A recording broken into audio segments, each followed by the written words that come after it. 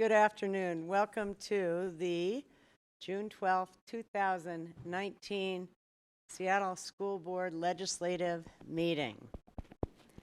As we begin, we would like to recognize and honor the First Peoples of the Puget Sound Territories by acknowledging that we are on the land of the coastal Salish tribes.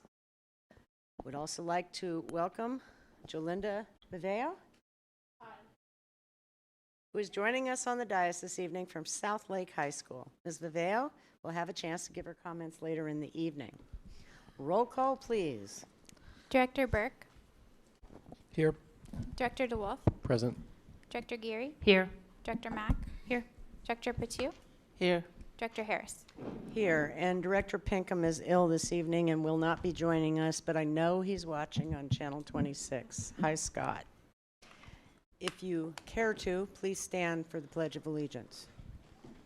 I pledge allegiance to the flag of the United States of America and to the republic for which it stands, one nation, under God, indivisible, with liberty and justice for all. Monday. Are our students from West Seattle Elementary here and ready to go? Outstanding. And thank you, Principal. Stand up and take a bow for your great crew. Okay, directors, front row so we can enjoy with everyone else. Oh, okay.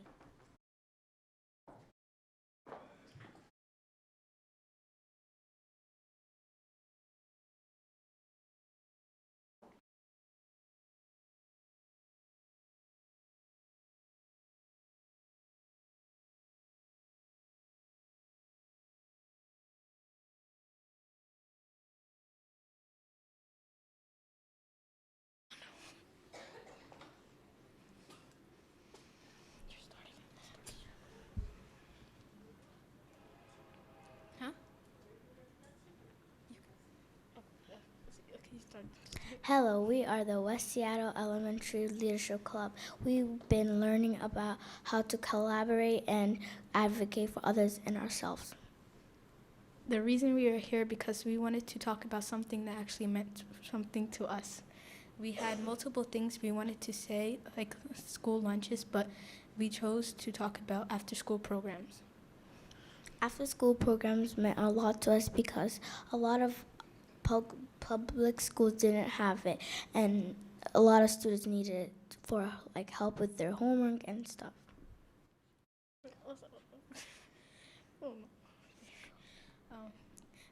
Another reason it really meant to us because we felt as if we were having a privilege over other schools.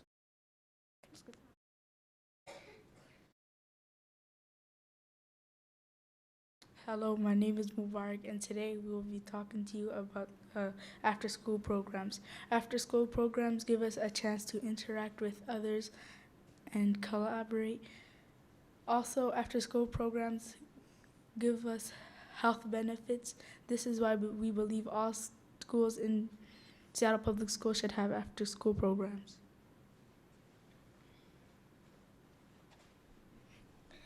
Hello, my name is Najma, and my partner and I will be talking to you about the health benefits of after-school programs.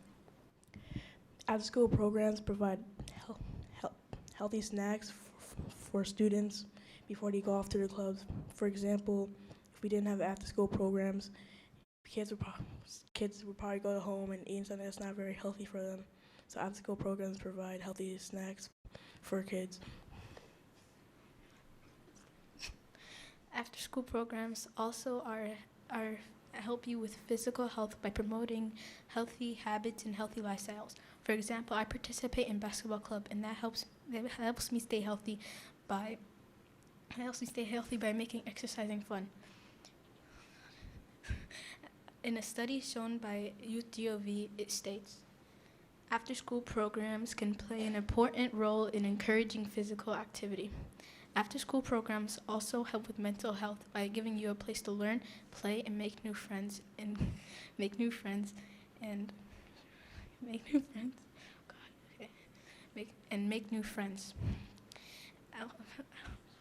After-school programs are a great place to socialize, to have a social benefits, and Geneva and Xander will be talking more about that now.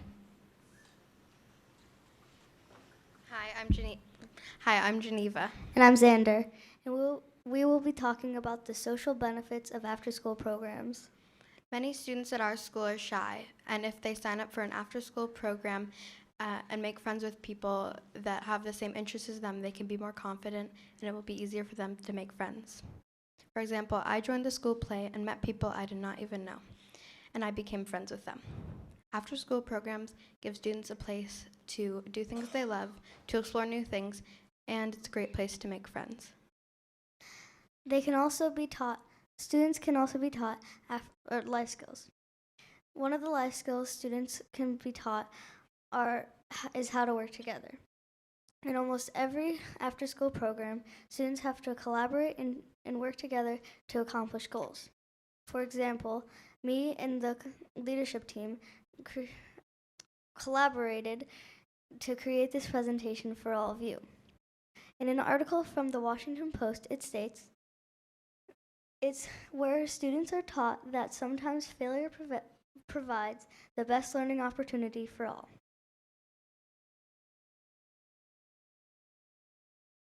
My name is Nardos, and I will be talking to you about the academic benefits of after-school clubs.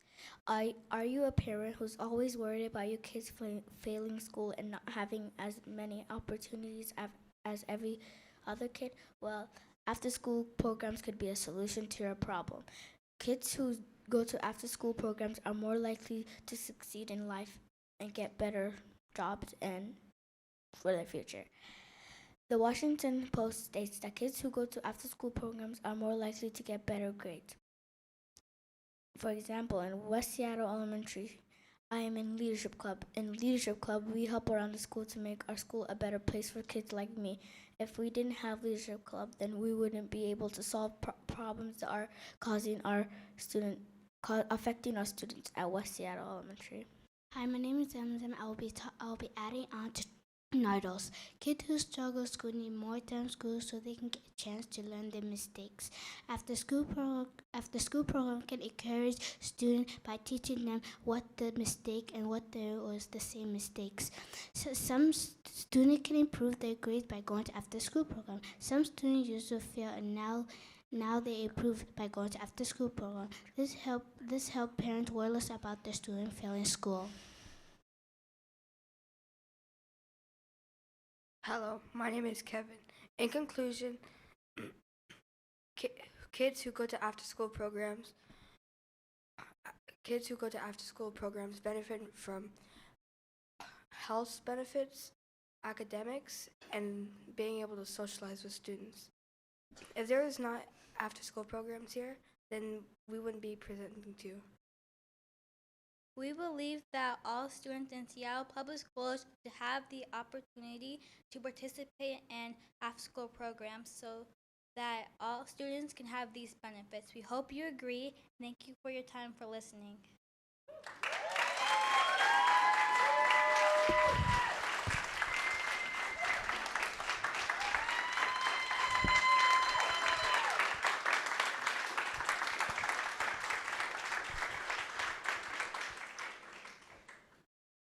Rock stars, each and every one of you, and the school staff and the CBOs that help make that happen. I say we send this to Congress and Donald Trump. And Betsy DeVos.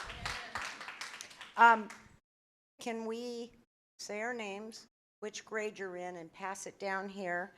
And I'm wondering whether we could get this video to the principal's leadership PD come August and replicate this wonderfulness.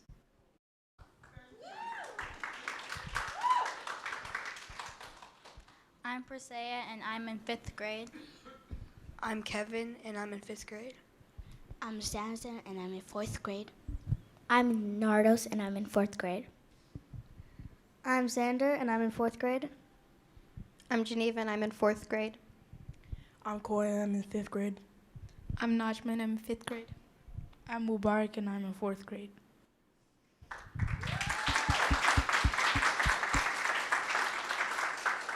Let's also send this to every member of the Washington State Legislature and tell them that's why we need more funding. Thank you very much.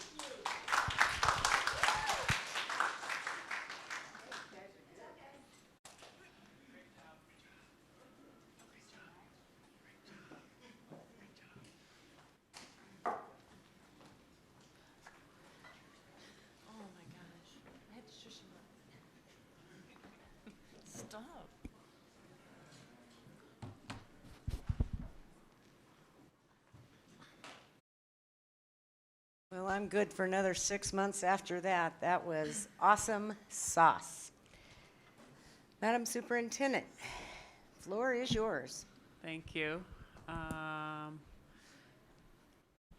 had the pleasure of, when I visited West Seattle Elementary, this was the group that gave me a tour around and met me on every corner and talked to me about the greatness of their school and how much they loved West Seattle Elementary. So thank you for bringing them forward so everybody can see their greatness and the good things that are going on over there. I just really appreciate your leadership, and it shows when the students are out, so thank you. Is Peggy in the room? Is Peggy going to be in the room? Fred Podesta, you had one job.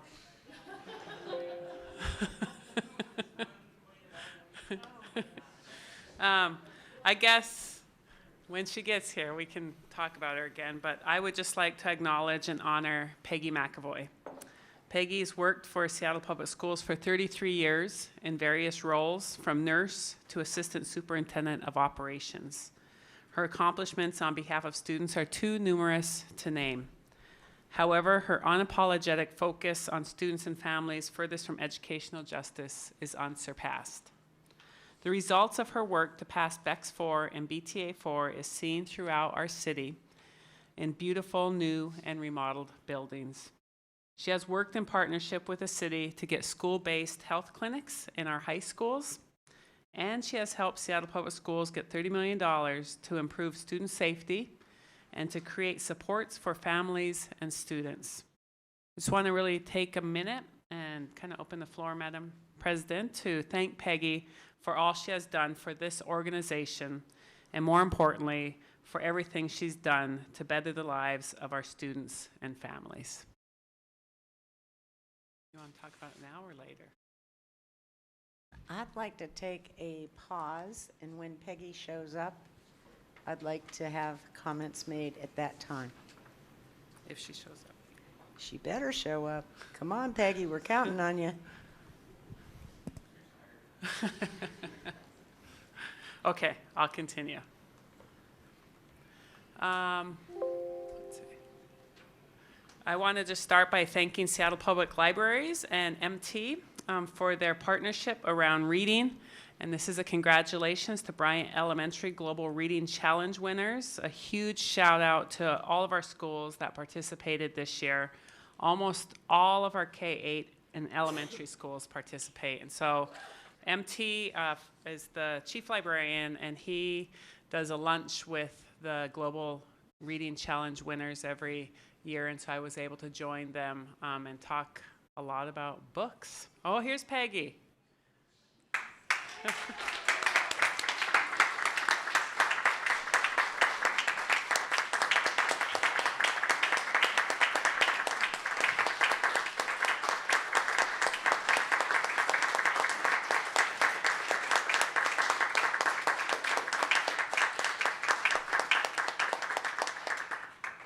Peggy, I said so many nice things about you for once.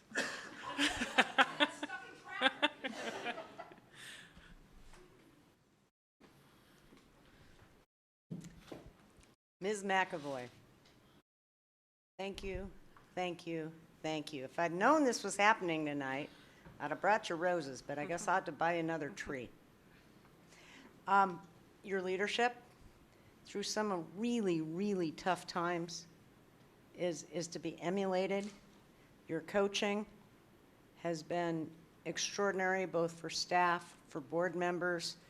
Your history and lessons learned, and guiding us off of any number of cliffs is hugely appreciated. And know that you left this district one heck of a lot better than you found it.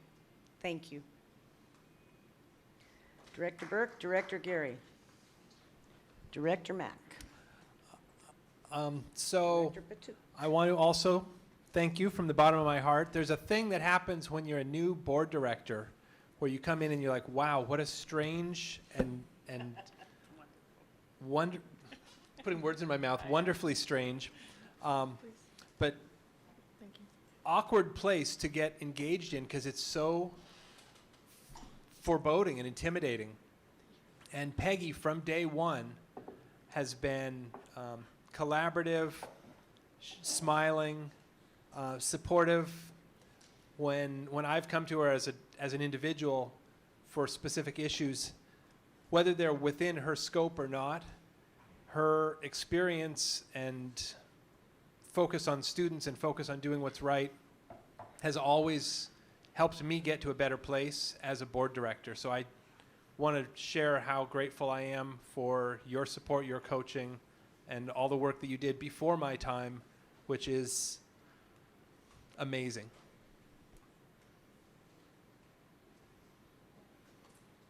Peggy, I hate goodbyes, so I'm probably going to get emotional.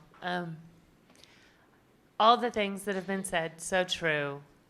Just always a person that I knew I could go to with questions. But I think the thing that I appreciate most, and I'm so sorry to leave our institution, is your constant example of how, even occupying the role you're in, if there is somebody who has presented a problem or is in distress in a room, you always take the time to seek them out, hear what they have to say, and do your best to provide a response and get them going in a direction that is positive for them. And I have seen it here in this room. I have seen it in rooms throughout our city. And just in my position to have somebody come and testify to me, have that stream roll through, and then be able to look over and see that you've wrapped around that person to come up with a solution is just, that is the heart of our district. And it is the role model for every other employee to emulate. So I am sorry you're gone. I hope that that spirit is held within the heart of every person who's had the pleasure of working with you. Thank you so much.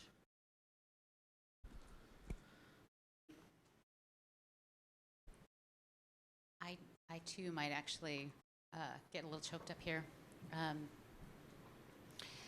I first met Peggy some 2013, and throughout all the time of my advocacy efforts and then coming onto the board a couple years ago, it has in fact been very true that her relentless focus on what's right for students in the district and being responsive and listening to what the problems are and the challenges that we face and trying to come up with positive solutions together in a positive frame has been unsurpassed. And I just really appreciate that. Your leadership internally, people inside call it your shop. It's Peggy's shop over there. All of the work around student safety and transportation and operations and all of these things, you've just done amazing work and amazing collaborative work, bringing community together and finding solutions. I will miss you a lot.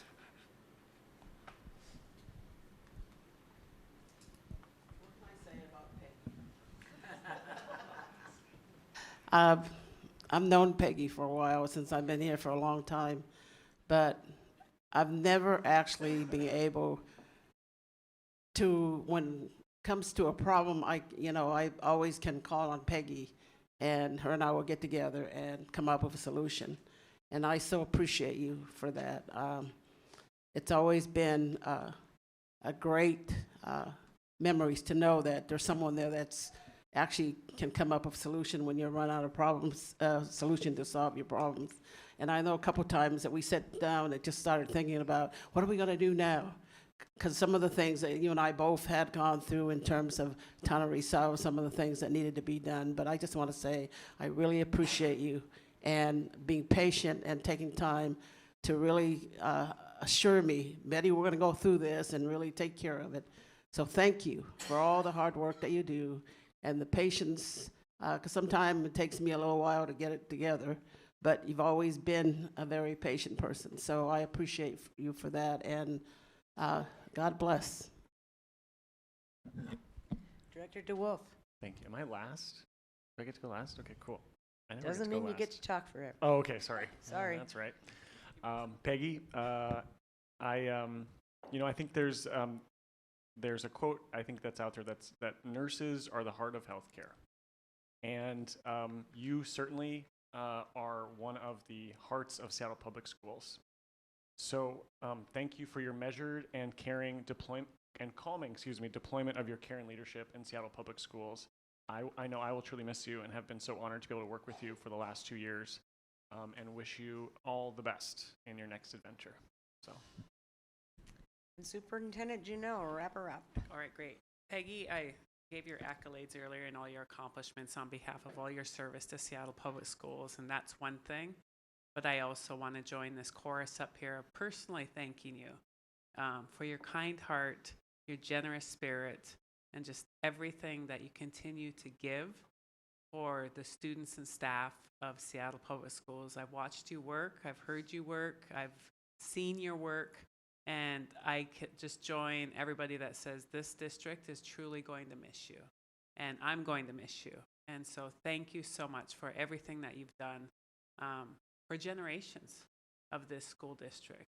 And to know that you carry that on, but you leave a long, long legacy as well, one that we will continue to try to emulate and learn from and to be better because of your service to this district. So thank you so much.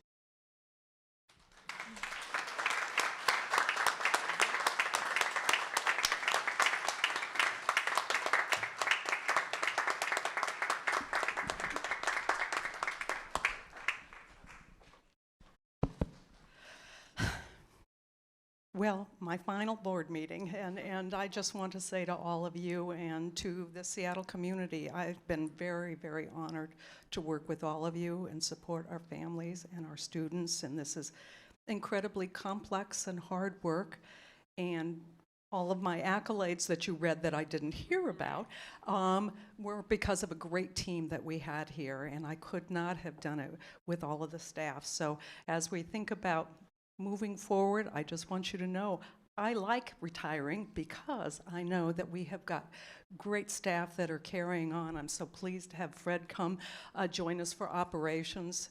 He truly can continue to carry the work forward, and I know that you guys will, in your governance and your leadership, will continue that. I also want to give you a final parting gift. It is a pin that says Heart of Seattle Schools. I've always considered myself part of the heart of Seattle Schools, but you are also part of it, and I want you to have that and to wear it and think about me occasionally as I move on. So.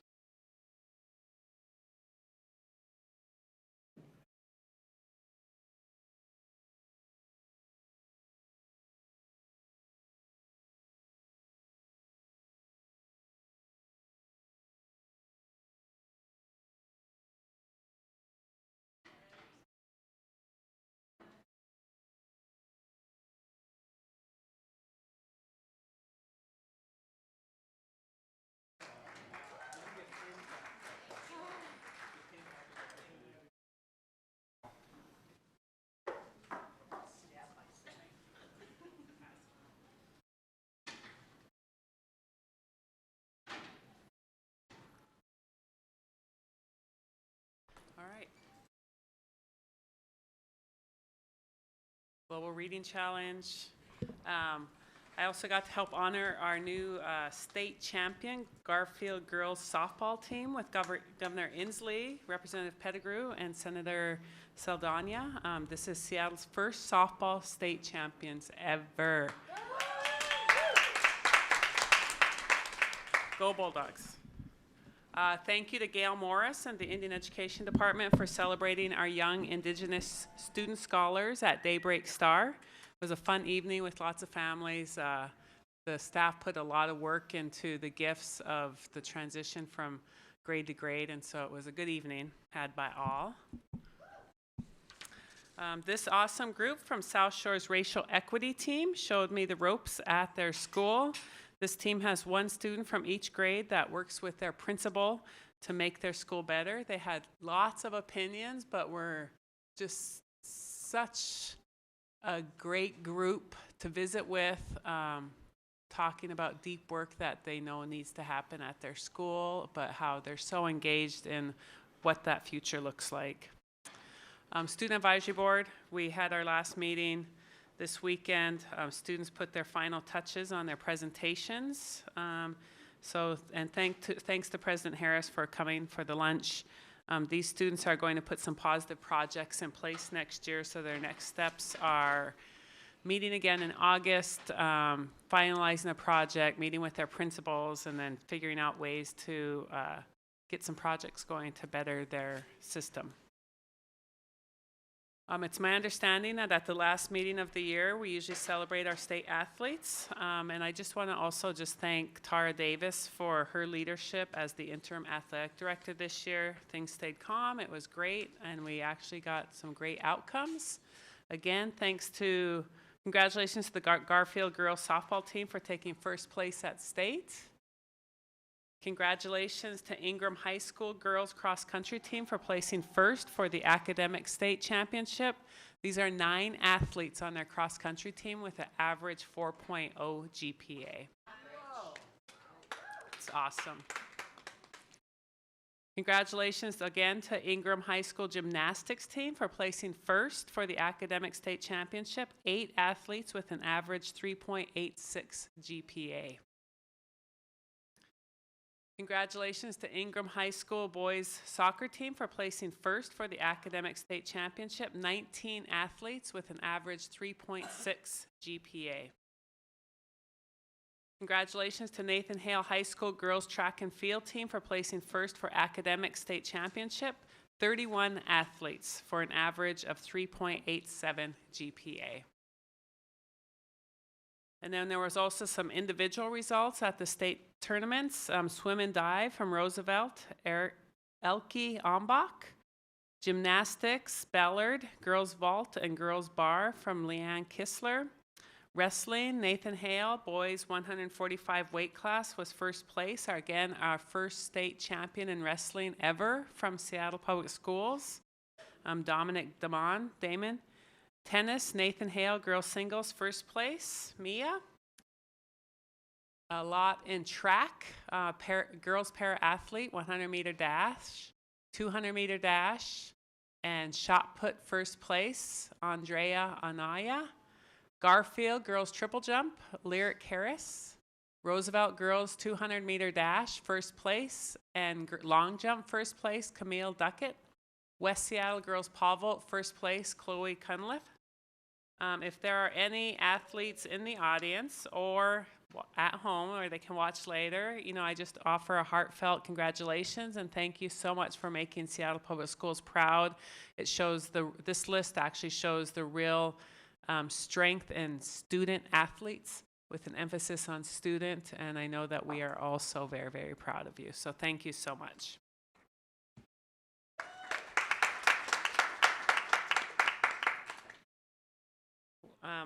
We had a lot of athletes at John Stanford, not really, but we did have a May Move-a-thon where everybody attempted to be a little athletic. And we put together a list. A lot of people participated. If you were ever up on second floor, we had this huge wall of charts for people to track their steps or their miles or their biking, whatever it is they put in. We'll get you an update on the actual miles that were put in over the month of May. We would take often a few little groups walking around the area at lunch. And I just know that I would venture to say 1 million steps, but I won't quite say that. There were a lot of steps taken or a lot of miles moved. So we'll get you an update on that.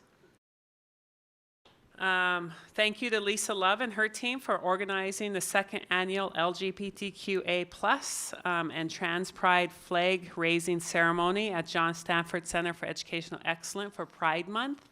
I'm so thankful to be part of an organization that honors all students and families, and just a thank you to Director DeWolf for being there to speak and to celebrate our staff and students as well. This is a picture of Alex. She is one of the leaders on our Climate and Culture Committee here at John Stanford, and she helped put together a phenomenal lunch for Pride. Had dancing and games and snacks and cake. She is actually a real force for positive change here at John Stanford, so thank you, Alex and team, for putting that together. Small Cabinet and our executive assistants had a retreat where we all learned a little more about each other and how we work together as a team. I just want to thank Chief DeBacker for facilitating this event and putting that together. I think it was time well spent. This is Mr. Savino at West Seattle High School. He won the Professional Excellence Award for CTE and woodworking because of his work to incorporate student voice into all of his projects. You can see there this cool handmade ukulele that a student is making in his shop. West Seattle High School Principal Vance and I met last week, and he showed me around the school. West Seattle High School has a great CTE program. In addition to that ukulele, you should see the beautiful glass inlaid tables that are being made there. Acoustic guitar a student is making. So they have a pretty phenomenal CTE wing on their building that is well used, and students learning great things there. Did you know that this is the only all-woman security team in the district at a school? Principal Vance is so very lucky to have them. Thank you for your leadership to Principal Hendrickson. He and his students at South Shore Pre-K 8 are living the dream by incorporating student voice into their school.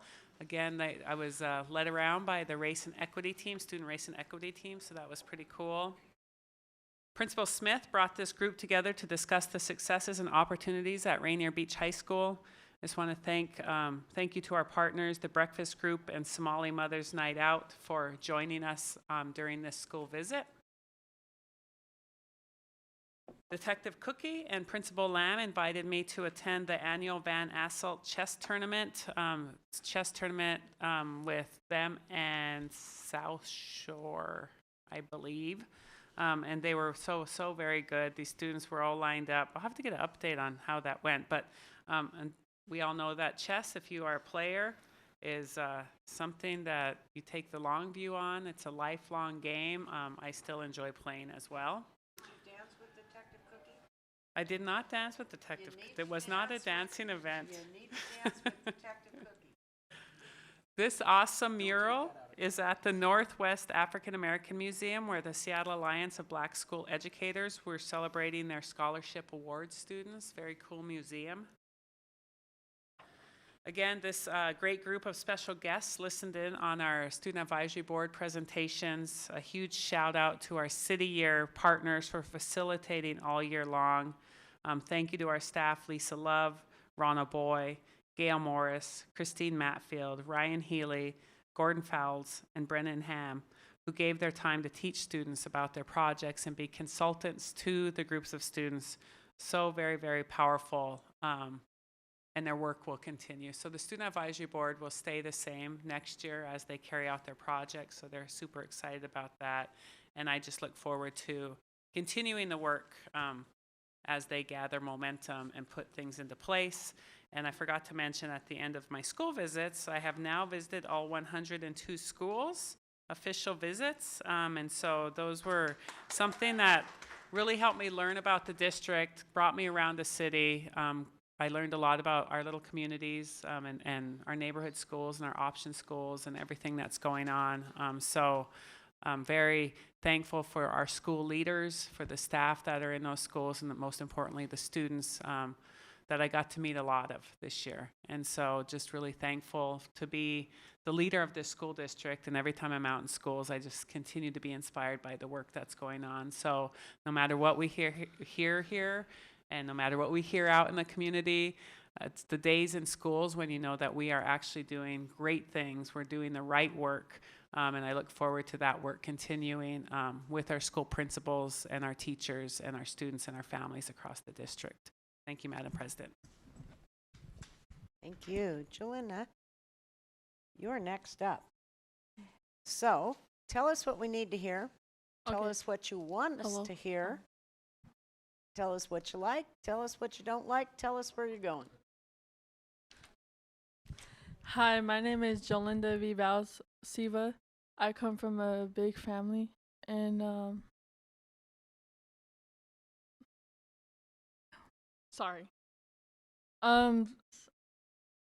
South Lake is really a good school. I'm a senior this year, and things that I like about South Lake is that we're very helpful of others.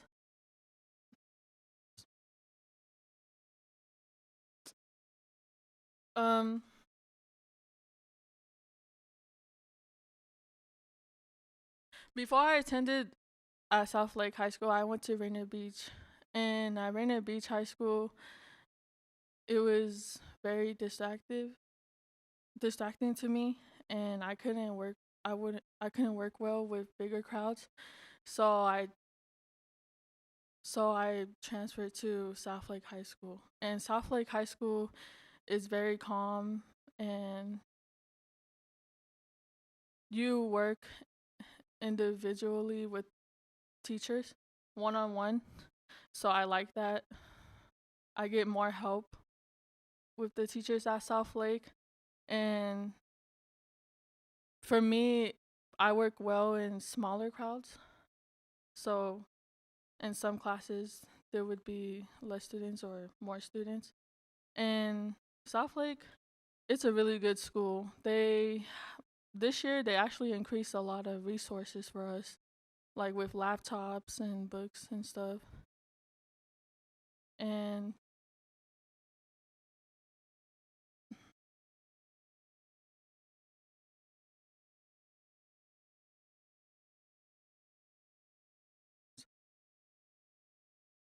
sorry.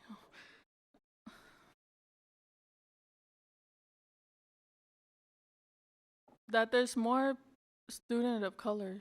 There's more people of color. Yeah. And everyone gets along with each other. That's what I like about this school. People communicate. You don't have to feel nervous or shy around others.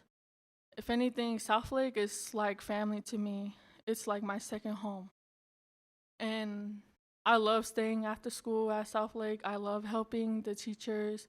I love helping with graduation committee, prom committee, after schools,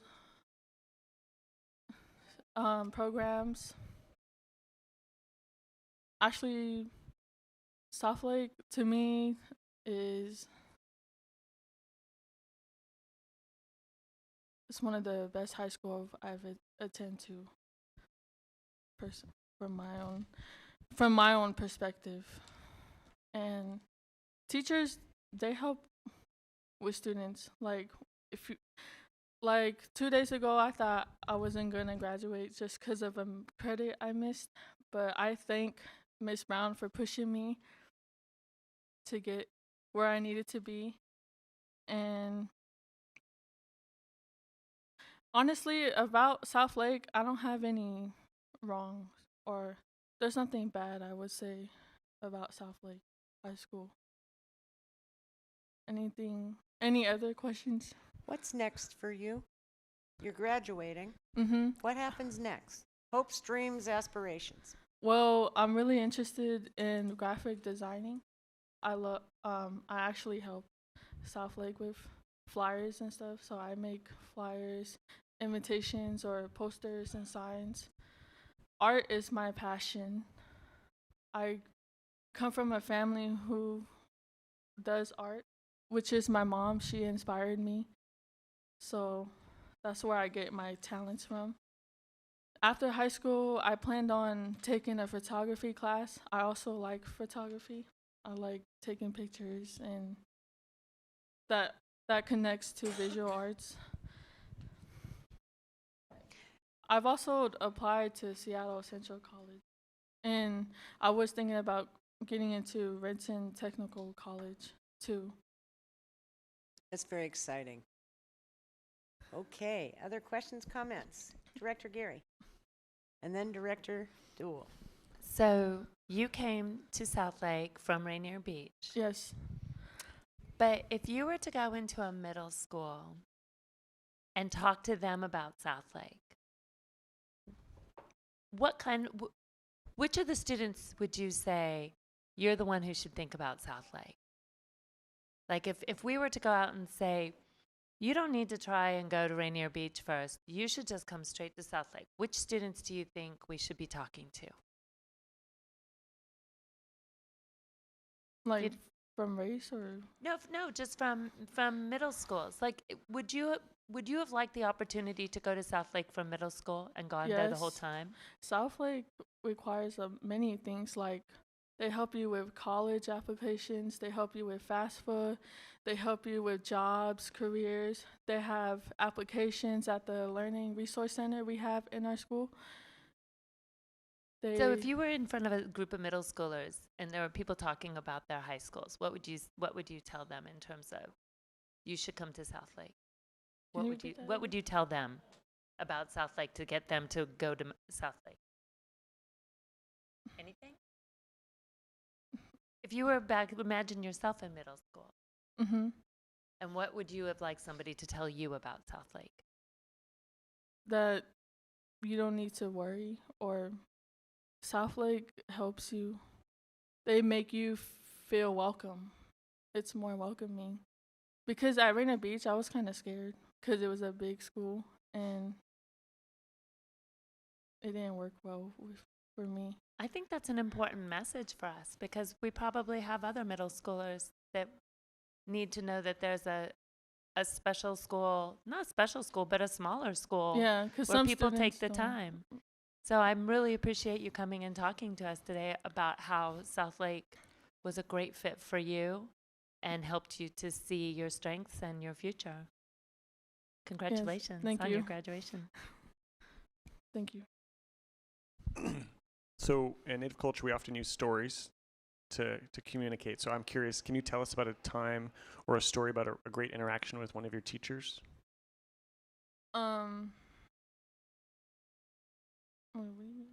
Just some interaction with your teachers that was memorable for you.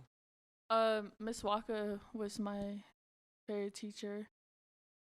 When I was going through it outside of school, she helped me cope with things better in a better way instead of a negative way. And one memory I wouldn't forget from her is that when we had sushi day, we made sushi and one thing I wouldn't forget about her, she's always smiling. She's always positive. She's always pushing us. Like, no matter what we go through, she always see the good in us. So, yeah, that was one memory. Thank you.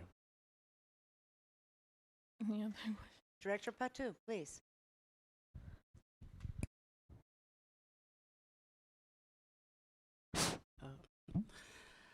Now, out of all the things that you've actually have done in terms of what you were going through, what is the one thing that actually encouraged you to get to be able to reach your goal? What's one thing that encouraged?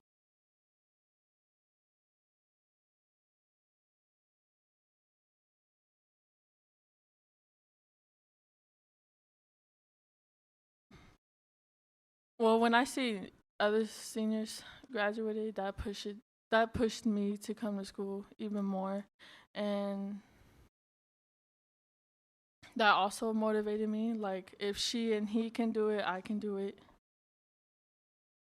Like, no matter what I went through, I didn't let that stop me. Mhm. And I still wanted to show my family and people who have doubted me that I can do it and prove them wrong. And So with all that, what would be the one thing that you would actually say to encourage someone that's haven't decided whether to go forward or just quit? if someone have doubted you or tell you that you can't do it, I look at that as a motivation. Because then you can turn around and tell them that you did do it. That you. Thank you. So I would encourage. Sorry. Thank you very much. I had a high school counselor that laughed in my face. And the fact that she laughed in my face caused me to graduate because she did not believe in me. And I'm with you. That is motivation in a really big way. Way to go. Okay, we have come to the point where we are going to have committee reports. But Jalinda, I want you to know you are welcome to stay till the bitter end of the meeting. You don't get to vote, but you do get to ask questions when the rest of the board members do, and we very much appreciate your doing so if you choose to. Okay. Thank you. Who would like to go first?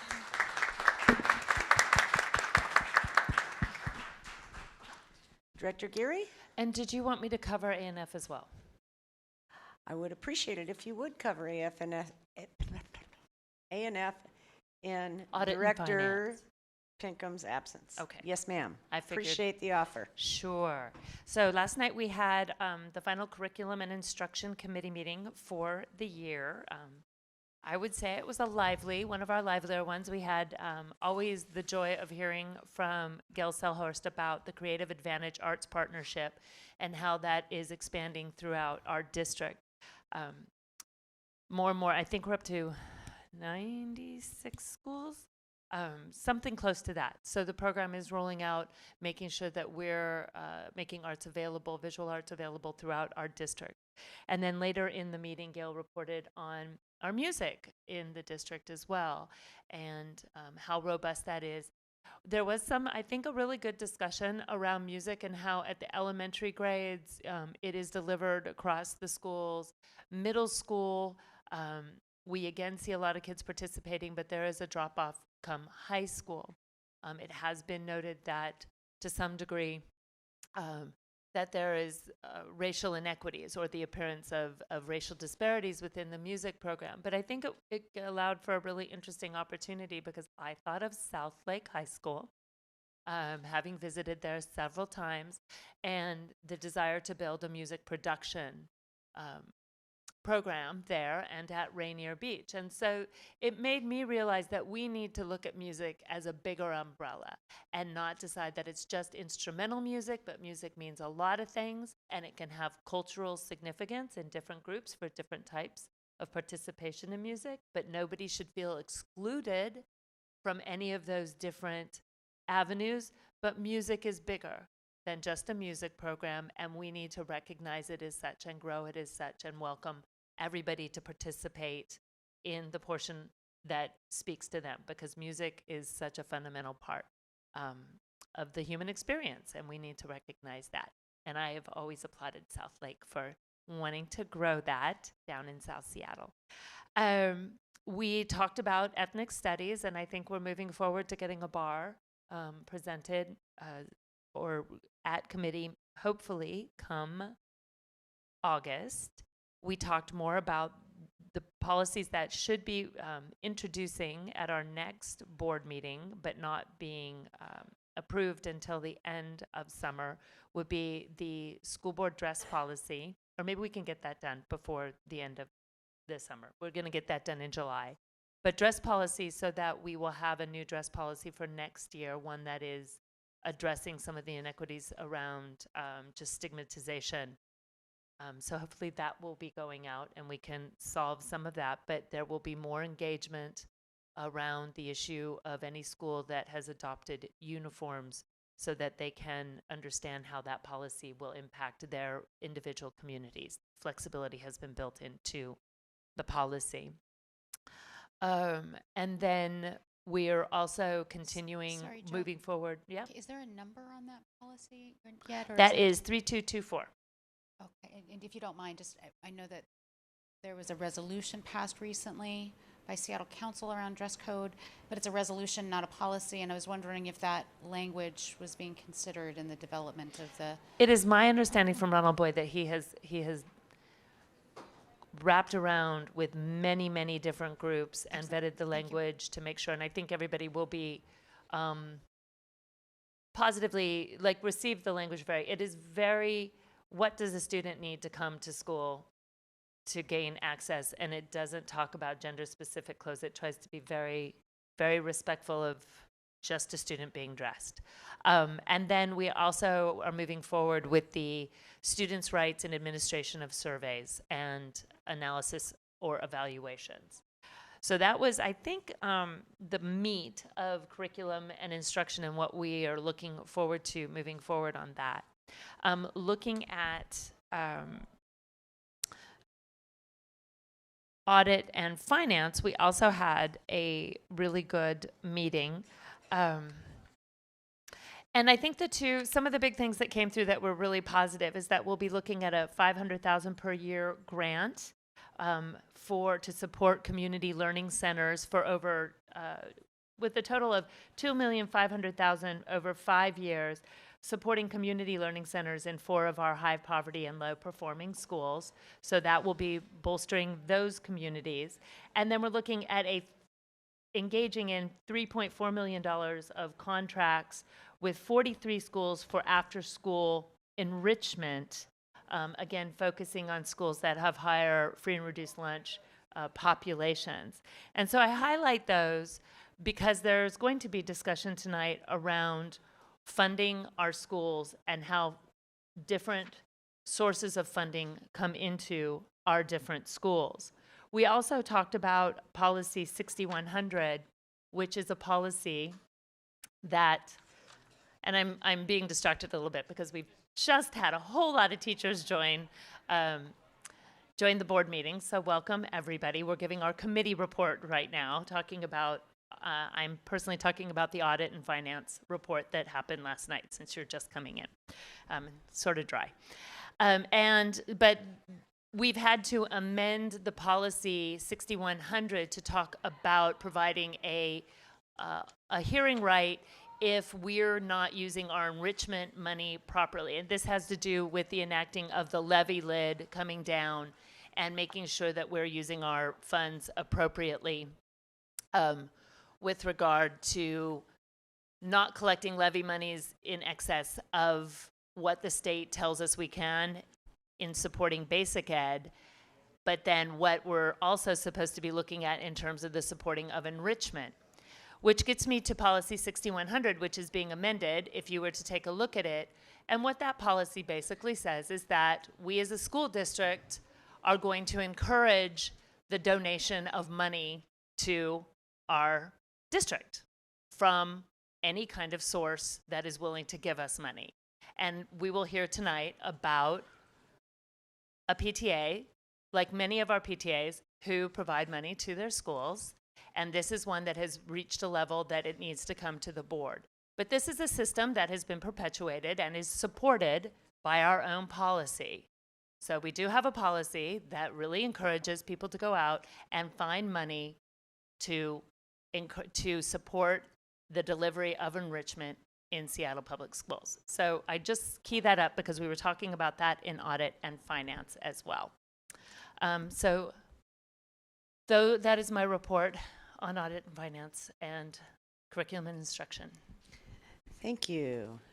Director Mack, Chair of Operations. Good evening. It's been a busy time for operations. We had on June 5th, we had a student assignment transition plan and boundaries work session on the 5th, where we had conversations about the planning and community engagement and so forth that's going around for various areas and schools in the city. that may have changes made for the 2020-21 school year. The timeline on approving those changes is it needs to be completed prior to open enrollment, so everyone has sufficient notice, so in the fall. And we're targeting that to be adopted or acted on by the board on November 20th. So you can look at the work session materials to get some information about what was talked about. And the following day, we had our Ops Committee meeting next door. It did run long, as usual, but it was really rich and robust discussion around a lot of great topics.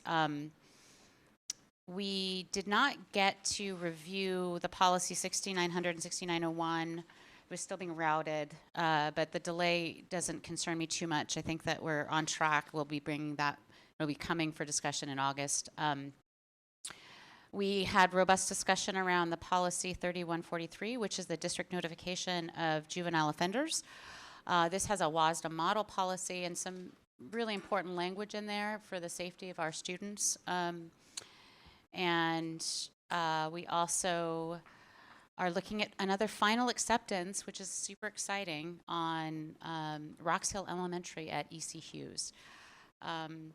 The School Traffic Safety Committee, which is a committee that's jointly run by the City of Seattle and Seattle Public Schools, came and gave us a presentation.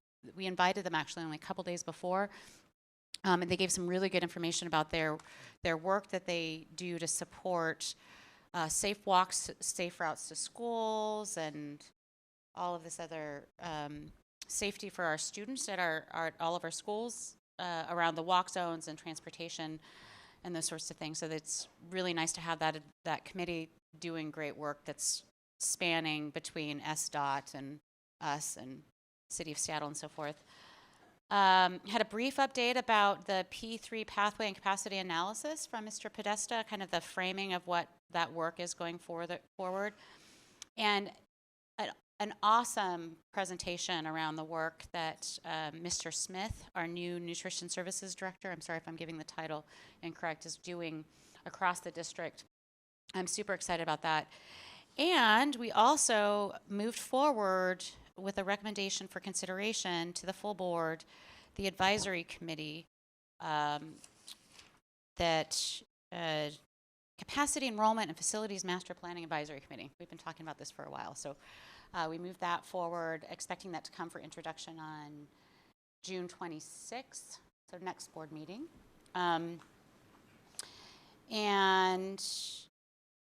Additionally, the last thing, we also decided that because of the level of complexity around the student assignment transition plan and the boundaries conversations that are going on, we want to have another work session come August to have that discussion with the full board so that we can be ready for making the changes that need to be made. And that's our last ops meeting until August something or other. It's a ways away because we take a break. So I want to actually tell everyone now, just to keep it in your mind, if you're interested in being present for it, there are 4 different open houses or ribbon cutting ceremonies for the new schools that are opening, the new buildings that are opening. And these are all very exciting. Magnolia, Ingram, Queen Anne, and Lincoln. They're being held on August 29th and September 3rd. So right before school starts, I hope you can come celebrate those with us. Okay, executive, and then we're going to take a stretch break before public testimony starts. So we met this morning. We don't meet again until mid-August. Executive committee meetings are actually kind of rowdy, and you might not think so, given the fact that it's senior staff and everybody's given reports, but I like them because it's an opportunity to have all the chiefs in one room and blow up silos and work more collaboratively. And no shy violets in these rooms. And I want to say thank you to my colleagues on the executive committee, Director DeWolf, Director Burke. We tussle as well, but we do it openly, mostly respectfully, and we always leave the room friends. But you have diversity of opinion on your executive committee, and I think that's a good and healthy thing. So the really great news is the rollout that we were advised about for Seattle Super Readers. Super Readers. Rolling out this summer for 12 schools that have the highest percentage of African American males. This is part of our strategic plan. It's a ramp up. There have been people working, yell, 13, not 12. See, it's back and forth. It's collaborative, and appreciate all the help I can get. Thank you so much. We're working with community-based partners. We're working with Seattle Library.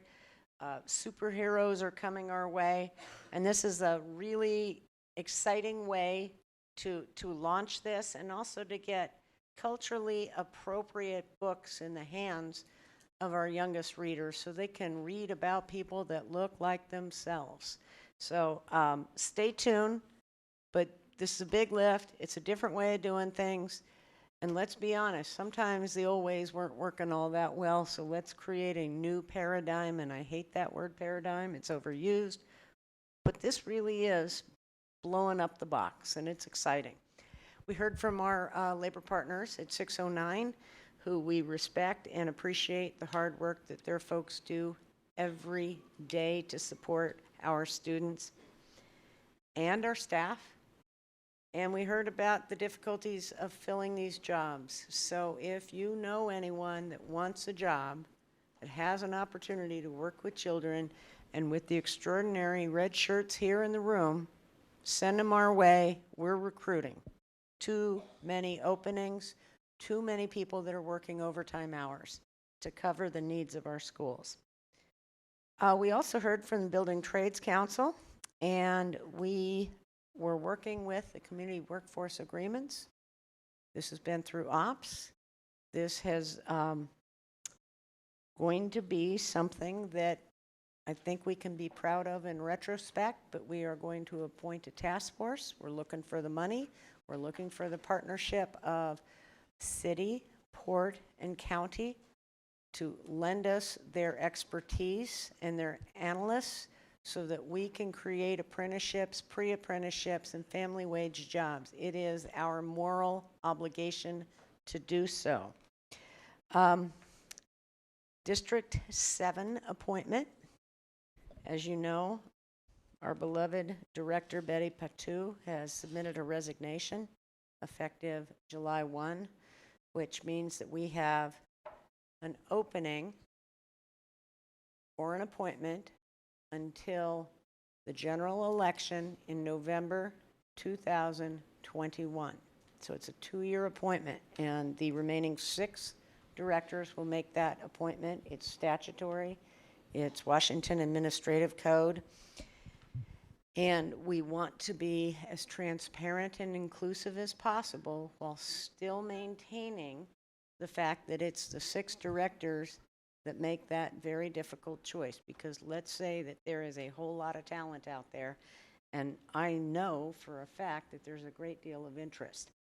So on Friday, there will be a portal made on the Seattle Public Schools website for folks to indicate their interest, letter of interest, and a resume, and to send suggested questions to use for screening purposes. And probably late July, early August, we don't have the date set yet, and the staff reminds me constantly that there are a number of steps to take to make sure that the process is an elegant one and inclusive, and translations are made and phone calls are made so that we cast the widest net possible. We'll have a forum at Rainier Beach High School in the community, and it's my hope that we get folks that are truly passionate about public education, and that we do a bang-up job of this appointment process. Now, all of it has to be done in public, Open Public Meetings Act, understand that, and wouldn't have it any other way. Details to come. Friday we should have the the list. We're looking towards my colleagues' vacation schedules, et cetera, so that we can get as many folks at the dais and at the forum to make the appointment as possible. Summer is a difficult time, as you all know, and I hope that everyone in this room has a terrific summer vacation planned. And with that, we're going to take a stretch break until 5:30 when we start our public testimony. Looking forward to it. Thank you.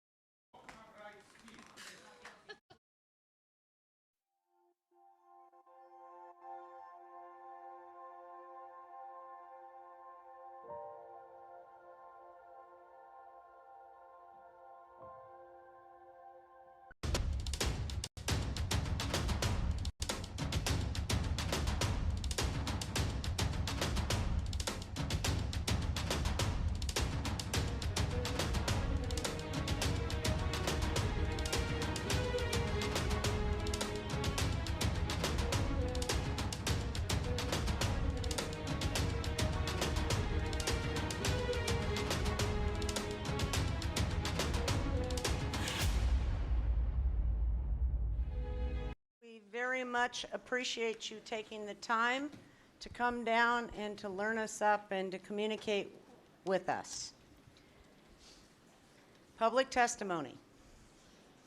In accordance with policy number 1430 and corresponding procedure 1430 board procedure, these are the rules of engagement.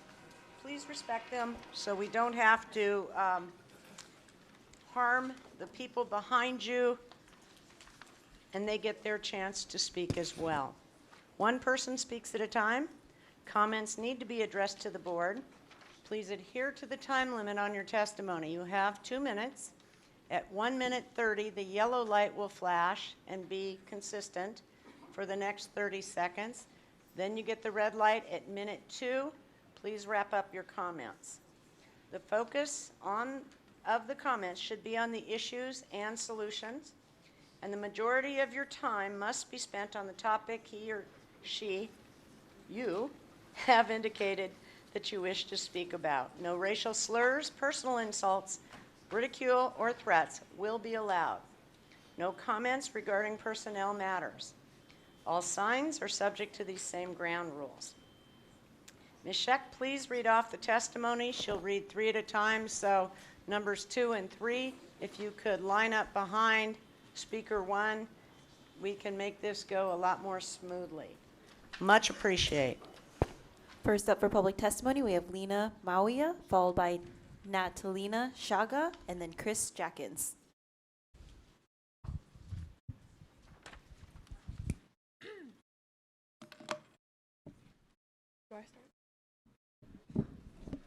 My name is Perlina Mawia. I'm a first-year student at South Lake High School. I'm basically here to tell you that South Lake High School is a very, very good school. Even though it's my first year attending, it was very hard at first, but South Lake is the only school that actually gave me hope and courage that I'm actually going to graduate and get through school. Because I came from a different district. I came from Kent School District, and they wasn't trying to help me out or anything. But South Lake, even though it's a small school, as a whole school, South Lake has the biggest heart. South Lake has teachers that actually genuinely care about the students. I can't speak for other schools, but I know South Lake, not every school has genuinely caring teachers that'll actually sit with you after class or after school and actually work with you and to get your work done. Or not every school has a plan for you to even graduate or make it out.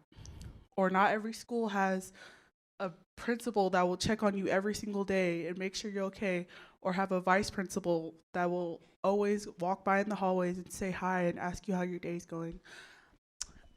And not every school, like South Lake, has programs and resources that will actually help you get to where you need to be in order to graduate and get out of high school. And they also have resources beyond high school, like they help you with applying to colleges, or they have a beyond high school plan. Sorry, I'm really nervous, but yeah. Southlake has really helped me not only as a person but as like a student in school, because where I came from, I really wasn't doing good in school. But ever since I came to the Seattle School District to Southlake High School, I've been actually doing really good in school. Thank you.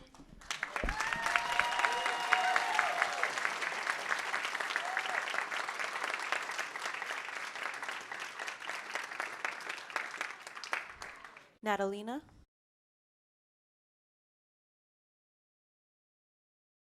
Chris Jackins? After Chris Jackins, we will have Vivian Van Gelder, followed by Laura Langney, and then Whitney Kahn.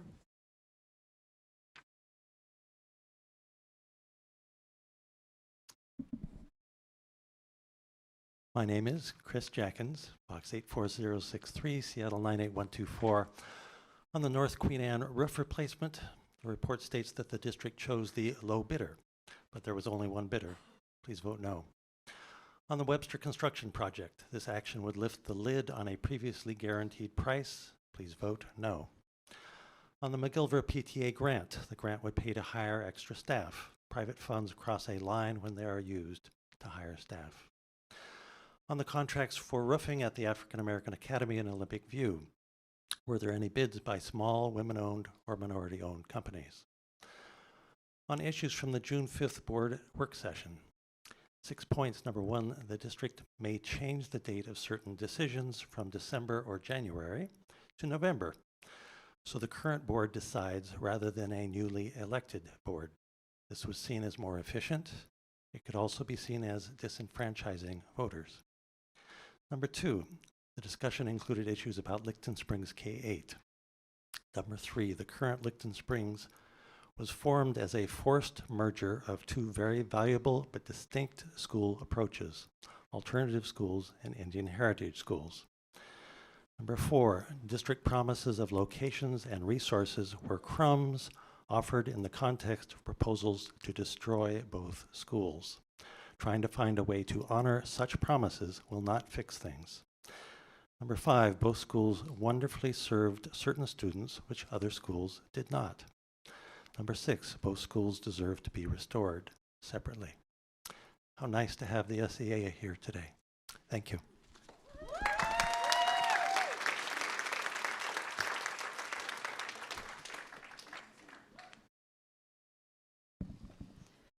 My name is Vivian Van Gelder. I'm the parent of 2 children in Seattle Public Schools, and I'd like to speak to you on the topic of PTA staffing grants and their effect on racial equity in our school district. I'm using PTA for shorthand, but I'm referring to all types of parent-directed groups. School Board Policy 6114 of August 2014 sets limits on the district's and school board's capacity to accept external grant funding. That policy requires that SPS decline grant funding where it would conflict with certain principles, including equity and funding. It also requires the district to decline funding that carries, quote, conditions that would divert school or district efforts away from the district's primary mission, quote, of ensuring equitable access, closing the opportunity gaps, and excellence in education for every student. It is clear that current practices around accepting PTA staffing grants without restriction, transparency, or oversight are inconsistent with Policy 6114. PTA staffing grants are concentrated in schools located in mostly white, relatively affluent communities. These communities can raise private funds to fill gaps in public education funding and provide an enriched educational experience for their students. At the same time, schools in less affluent communities populated mostly by historically underserved students of color, especially Black, Latinx, and Native children, cannot do the same. When district practices permit white children in affluent communities to have access to better resourced schools than historically underserved students of color, it is directly contributing to the widening of our already significant racial opportunity gap. The practice of accepting staffing subsidies for schools in affluent majority white communities is also clearly in breach of School Board Policy 0030 of August 2012, ensuring educational and racial equity. If this district is serious about working towards racially equitable education for all, I would urge the board to implement its policies with fidelity, which would require greatly restricting or abolishing this practice going forward. The time is now. Thank you.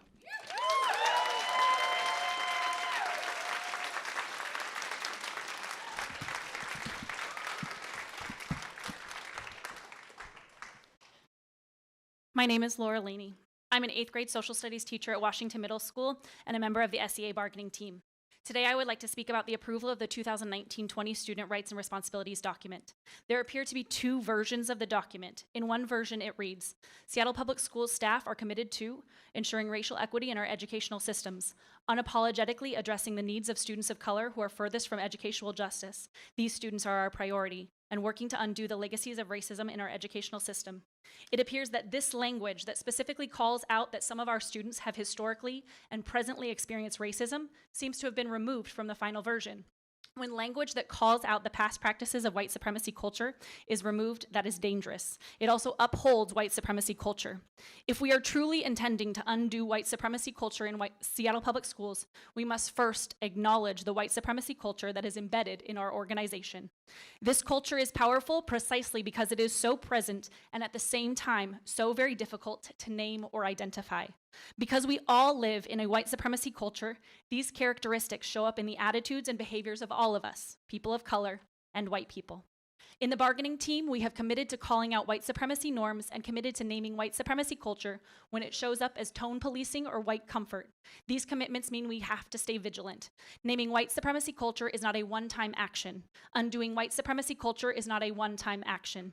As a district, we must continually address white supremacy culture, and we must do that in a variety of ways. It is important that the students' rights and responsibilities are explicit about racism and are used as an action to protect students of color from racism by peers and adults with whom they interact. In order to have integrity and racial equity work, protecting students from racism is the top priority. Explicit language against white supremacy culture provides them protection so they can stand up in the face of racism. It holds schools accountable to be strong allies for them and is part of the necessary steps to providing safe and welcoming environments as our policy 0030 affords them. Making changes to the student rights and responsibilities is one action to address white supremacy culture. Naming racial equity as a bargaining focus is another way to address white supremacy culture.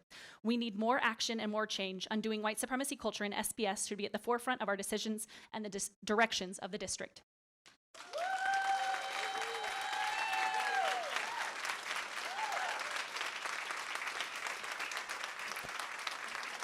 Whitney Kahn. Whitney. Hi, I'm Whitney. I'm a paraeducator sub. And as a sub, you sort of see everything. I've gone to over a dozen schools. And I have to say, this document, the Students' Rights and Responsibilities document, it's not accurate. It says in the beginning that the mission of SPS is committed to ensuring equitable access, closing opportunity gaps, and excellence in education for every student. It says equity 5 times, and it says that it repeats that this is the issue of our time. But what are the actions of this district? There are cuts coming this year to many support staff and many educators around this district. And there are cuts at schools like Rainier Beach High School, where there have been students and educators doing protests there because they won't even be able to have 4 years of history as it currently stands. So either the district, you need to change your actions or you need to change your mission statement to be accurate and reflect what's going on.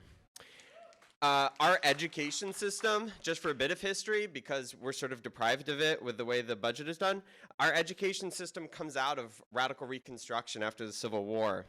And white supremacy is the enemy of public education. We have a white supremacist in the White House, and it's no coincidence that we have a profiteer-in-chief in Betsy DeVos. And I want to talk a little bit about, now maybe you say, well, it's the legislature that's at fault, but you define accomplices in this document as anyone who aids or agrees to aid others in planning or committing the incident. You're aiding the legislature in carrying forward this budget, and you need to not do that. If you actually stand for equity, you need to not implement the cuts. You need to restore all positions for next year. You need to not displace any staff working with ethnic studies. You need to demand that the legislature fully fund education by taxing billionaires. You need to denounce white supremacy culture in words and actions and join us, because this is the framework that makes any of these actions justifiable. Next up for public testimony. We have Christy Copeland, followed by Elijah Smith and Mackenzie Kinage. I cede my time to Yvette Dinish. Thank you very much. I just got here as well. Hello, school board. Couple of things I want to talk about. I found out just last week, and if I'm wrong, please correct me, that the Seattle Public Schools has an annual budget of $1 billion, is that correct? That's a lot of money. And yet you can't find enough money to fund positions at Rainier Beach High School. Quite frankly, to me, that smacks a little bit of elitism, and quite frankly, it's not racial justice. Okay, I'm just keeping it real. So figure out a way to quit dissing Rainier Beach High School. Yes, I get it that it's diverse. Yet I get it it's low income, but you need to go by that school. That's a very vibrant school that the community cares deeply about. I live in Rainier Beach. I volunteer at Rainier Beach. I'm all over the place at Rainier Beach. So I know what they're capable of. So please, rethink your philosophy and your attitude on Rainier Beach High School and fund the programs back. And on a more positive note, we're having a high-five Rainier Beach the last day of school, 8 o'clock in the morning. Please do join us. There will be coffee, pastries, and local luminaries, including you, I hope. Okay, thank you so much.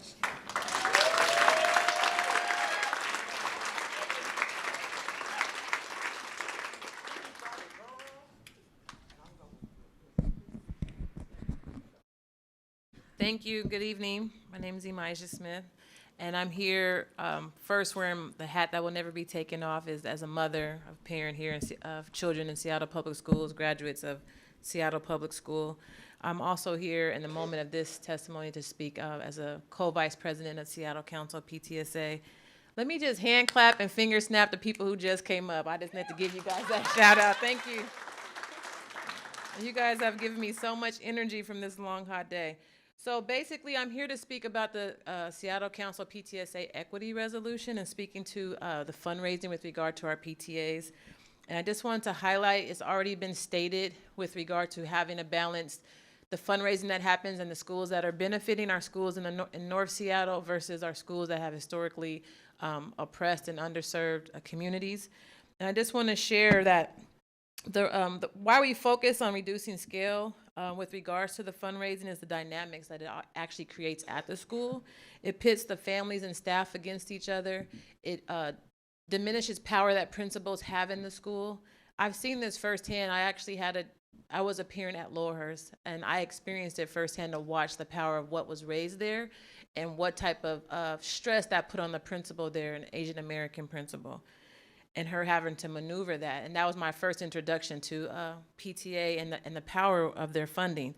And then being a parent over in South Seattle schools and seeing the vibrancy, the sweat equity, the volunteerism, what we bring to the schools, but the funding that doesn't occur quite with it, and just seeing that lack of power. If you don't have the money, the lack of power. But also it's already been stated that, it's illegal to be staffing our staffing positions that the school should be staffing. So I just wanted to stand up here and just say from the council as a representative on the behalf of that we do not support the inequities that are being perpetuated by this system. Thank you.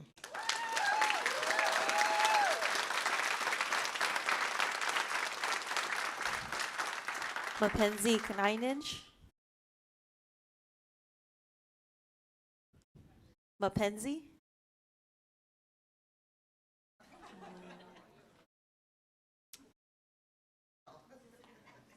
Michael Tomeo. After Michael, we have Chandra Wu, followed by Rebecca Weinkoop and Liz Ebersole. Sorry, I didn't know I was coming up so soon. Superintendent Juneau, members of the Seattle School Board. My name is Michael Tamayo, and I'm an elementary educator currently serving as Vice President of the Seattle Education Association and co-chair of the SAA bargaining team. So as the agenda states, I'm speaking in support of approving the 2019-2020 Students' Rights and Responsibilities. This document serves as the district's commitment to the safety and security of all students. This is much like the bargaining vision that SEA is sharing with you this afternoon. How do you like that for a pivot? It serves as our commitment to district leadership, a vision of success for our students and for our members. As you can see, delegations from every school and program have delivered signed boards sharing this vision based on the values we hold as public school educators. I would introduce everyone, but I only have 2 minutes, but they could give a shout out from the back, that'd be great. Here's everybody. Allow me to share out this vision for the record. Seattle Public School students, educators, and administrators are at a critical juncture. Seattle school employees and our students' families are struggling to keep pace with the rising costs of living in Seattle. The social, emotional, and economic needs of our students are increasing at a dramatic pace. Our district's new strategic plan requires additional support and resources to be successful. There's no doubt about that. We must also continue to approach our work through a lens of racial equity for all students and staff.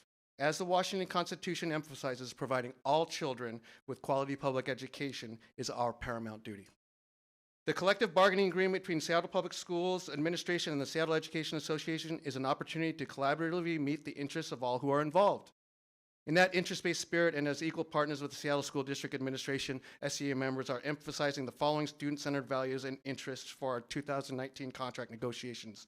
Professional compensation and fair workloads, meeting the needs of the whole student, supporting the professional growth for all educators, and centering a lens of racial equity across all we do. SCA leadership is committed to reaching an agreement by August 21st so our staff and students can prepare for its start of school on time, but stay tuned. Thank you very much.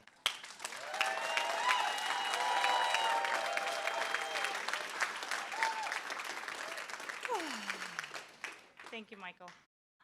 My name is Chandra Wu. This is my first time presenting to the board. I'm here to talk about technology for students at Seattle World School. I have been a teacher at Seattle World School for 5 years, where many students experience great economic, linguistic, technological opportunity gaps. For 10 years, while many American teenagers have been accessing the internet over their cell phones with increasingly high-capacity data plans, many students at our school today still are being educated in an information desert. They rely on under-adequate Wi-Fi and experience network outages, 2 this week alone, and low technology access, despite the fact that many also do not have access to a computer or internet at home. Our building is constructed in such a way that even many with data plans cannot access data from inside the building. Please fund the student computing refreshment to provide additional opportunities for our students to pilot the district's new technology initiative in an effort to close this technology access gap. I would like to cede the rest of my time to 2 people. The first is an SPS student, Mackenzie Kennedy, who is a former Seattle World School student who is on the train here but late and was number 9. I would like to cede the remainder of my time to Phyllis Campano. Thank you. Good evening, school board. Can I ask a question here? Yes. So are you going to fill the remaining 2 minutes? Or are you going to leave time for the student, the former student that is on the train? I need clarification here. Yeah, do you want? I will try and leave some time for the student.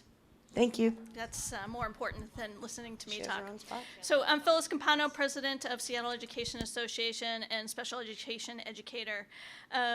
We came to bring our petitions to state our purpose in getting the work done.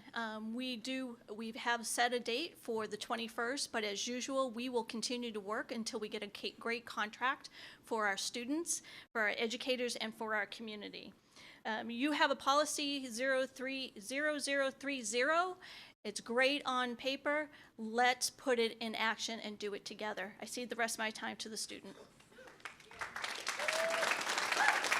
Phyllis, it's been made apparent to me that she has her own spot on here for a full 2 minutes, so you can fill out the rest of it. Okay, thank you for your time because I have 3 seconds left.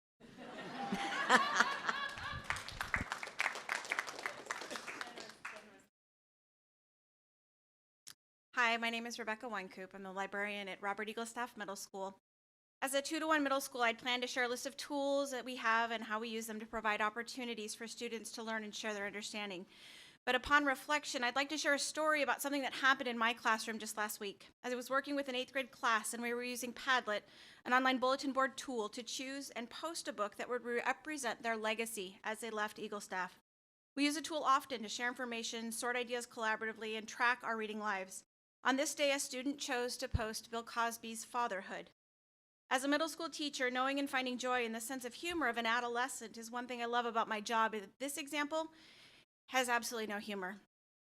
We immediately stopped what we were doing and I asked my class why, not who did this, but why. They told me how I should change the lesson to require a signature, or they should never be allowed to post anonymously. They told me they should not be trusted in this environment. They told me they should not be held accountable to their behavior. As our conversation wound down, I was left with the realization that there was no ownership of the behavior. for the lack of understanding that there's no humor in sexual assault and that we need to explicitly teach the use and power of technology in our classrooms consistently, continuously, and with real-world applications. Limiting or restricting access to technology does not change behavior. As teachers, we need to ensure that all students have equitable access to technological resources so they can begin now learning to use technology responsibly, learning to be a part of a digital community, building their own moral compass, and leaning into integrity. The principles of digital learning states with guidance and facilitation from an experienced teacher, students use technology to produce information rather than passively consume. Teachers will ensure the effective and appropriate use of any resource. Trust our teachers to create complex, rewarding learning environments where students authentically create meaning and share their learning in rich, equitable, technologically supported classrooms. Thank you.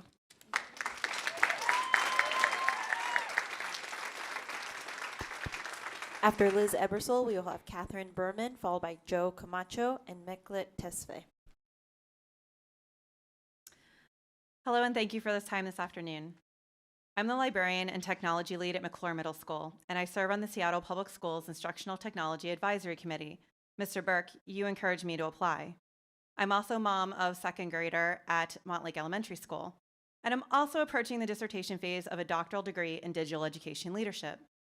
Throughout my learning and research about digital education leadership, it's become clear that we as educators need to embrace technology so that we can be our students' first teachers about how to use technology as a tool, to be creators instead of only consumers. As a technology lead at McClure Middle School, it is my particular privilege to onboard our sixth graders to school technology.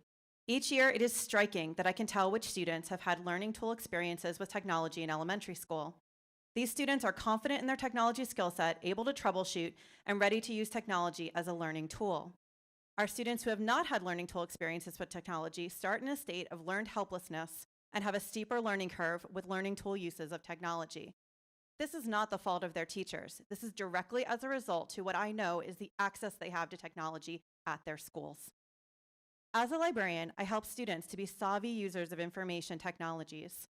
As with so many skills, practice makes perfect. Our students need more opportunities for practice. At my school, the teacher who is the most innovative user of technology just happens to be the teacher who got into the digital learning cohort and enjoys daily access to 16 laptops in her classroom. We can't expect students and teachers to be innovative users of technology if we don't give them the tools. The bottom line, this is about equity. There is the issue of whether our students have access to technology at home, but there is the larger issue about whether they have access to learning about how to use technology as a tool for learning. As their school, we are positioned to do something about that. Our students are behind kids in other districts in the state who have ample technology and technology instruction available to them, and that's not okay.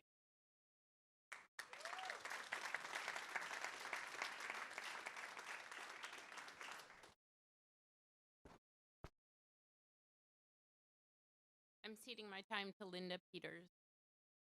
Hey, I'm Linda Peters, and I am a proud third grade elementary teacher at Graham Hill. I'm here to talk. I'm here to talk to you tonight a little bit about digital literacy, and also just about digital equity. In our school, we have one laptop cart that we share with the rest of the building. One of our teachers is proud and lucky enough to be part of the digital learning crew, so she has her own 16. What I can tell you is that as a third grade teacher, I work all year long to try to make my kids more literate and then also digitally literate. Because the first time my students have to write a 3-paragraph essay should not be during the SBA. The academic lift that we expect from our students is directly hampered by the fact that they do not have access technology. They are trying to figure out how to side scroll and drag and drop, and then they're just even trying to make any of that make sense while composing. This morning, I asked my students, how many of you at home have a computer that has a QWERTY keyboard? One student raised his hand, and he is my only white student in my class. What I can tell you is this: my students have access to tablets and they have access to iPhones. They do not have access to QWERTY keyboards, and that is what they are tested on.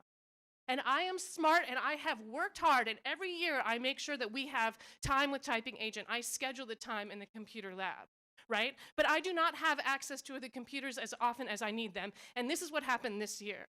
I watched eight of my students write their performance task for the SBA. And when they wanted to go back and change it, they erased the entire thing. 4 paragraphs gone. I'd come back, 10 sentences. I'd come back again, 3 sentences. And they said I failed. Those students thought they failed. We have failed them. Please help us.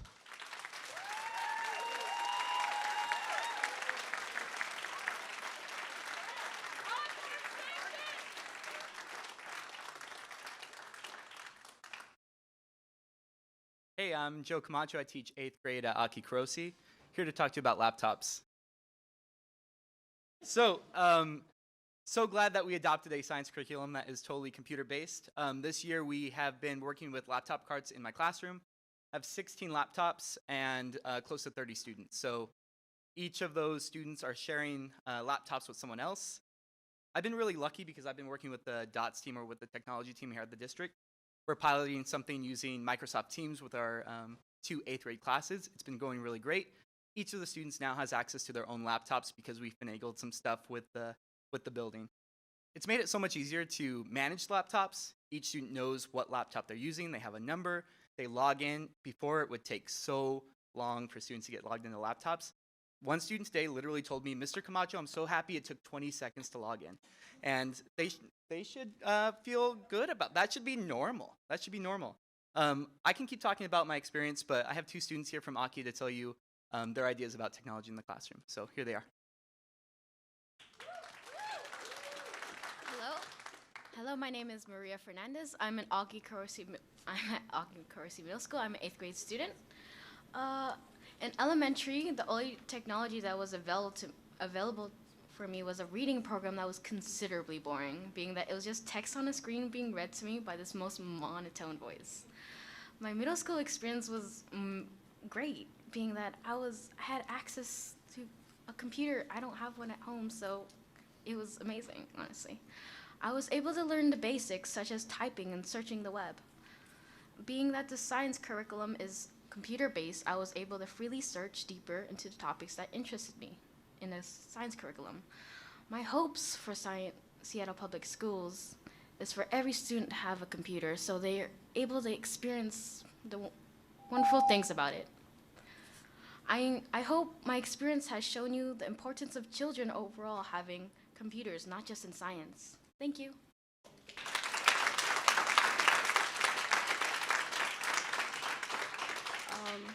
Having accessibility to computers is a human right. Some students don't have access to computers, and that puts them behind the class. And that's definitely a bad thing, considering classes can be up to 30 in students, and you don't want all your students being behind. During middle school, I learned about programs such as Microsoft Excel. This was very beneficial because in the real world, at a desk job, you most definitely will use all sorts of programs like this. Tech jobs are in demand. Most jobs require you to be able to use basic programs like PowerPoint and Microsoft Word. Considering the fact that school is supposed to prepare you for the real world, we should definitely be using computers in classrooms.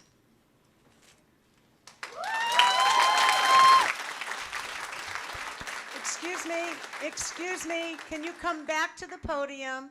Tell us who you are so we can clap for you. Oh, I'm Hawa Ismail.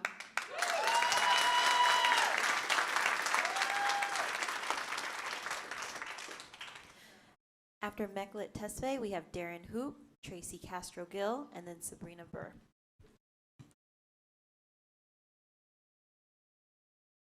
Hi, my name is Meklit Tesfaye. I'm a sophomore at Roosevelt High School.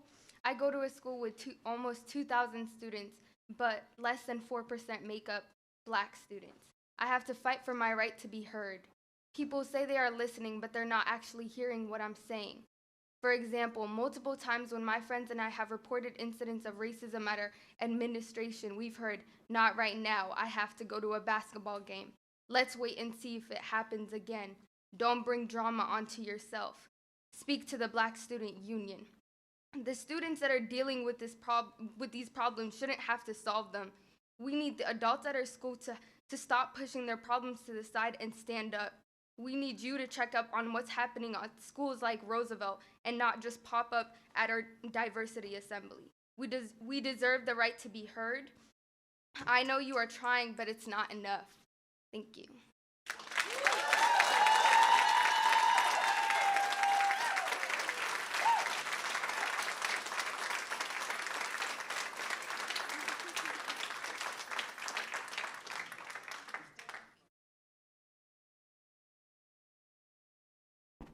Darren?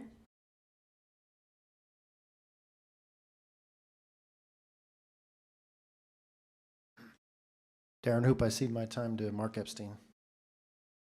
Thank you. Good evening, everyone. It's nice to speak with you, board members. Ms. Patu, we share in a way that we're stepping out at the same time.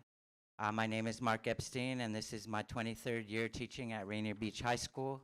And I didn't feel, thank you, like I could come to the retirement celebration next week, where I'm going to just let us be joyful without a word here. I want to salute the parts of the superintendent's strategic plan for 2019-24, especially unapologetically address the needs of students of color and allocating resources of strategically through a racial equity framework. It's the allocation of resources that will make the difference that Courageous Conversations tried to start a dialogue about, but said, well, we can't address programmatic needs. That's a gap.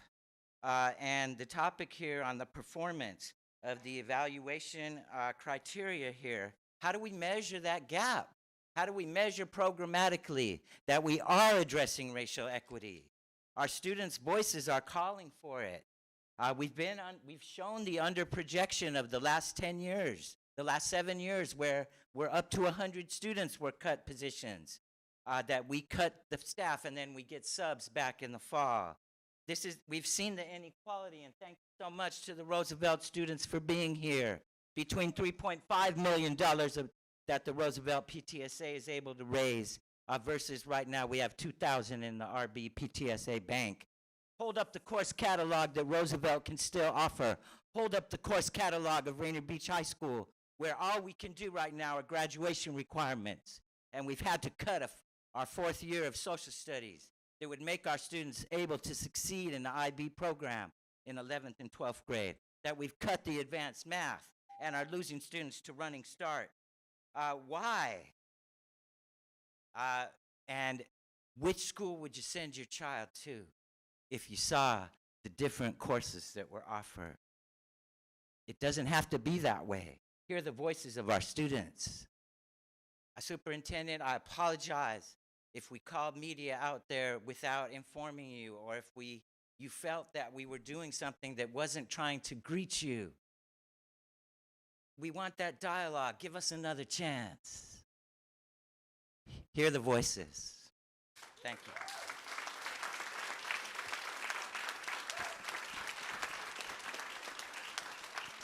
Tracy? I cede my time to David Simonton. Good evening. I'd like to address the board's proposed superintendent evaluation documents. I appreciate the document's theoretical foundations, and I applaud the board's intention to measure outcomes for literacy proficiency among African American males. But the evaluation criteria fail to hold the superintendent accountable in any way for identifying and disrupting the enduring patterns of white supremacy culture that perpetuate countless negative consequences for underserved populations in the school system.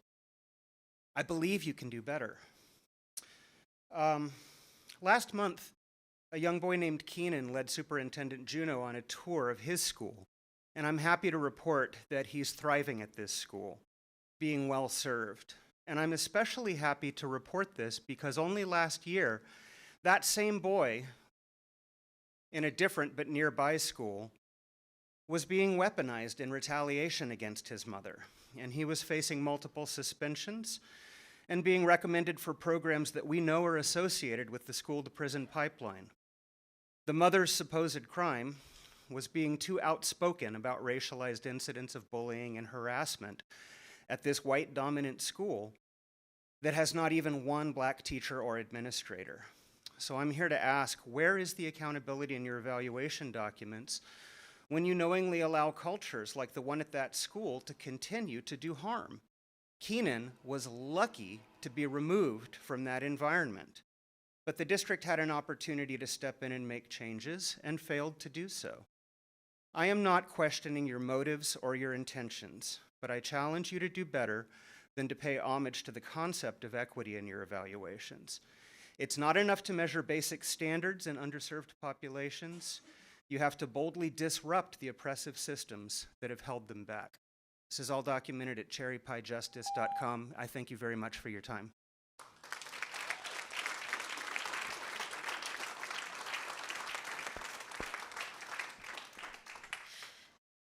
Next up, after Sabrina Burr, we will have John Greenberg, followed by Christopher Crew, and then Emily Ming Wang. It's already starting. Oh. Okay.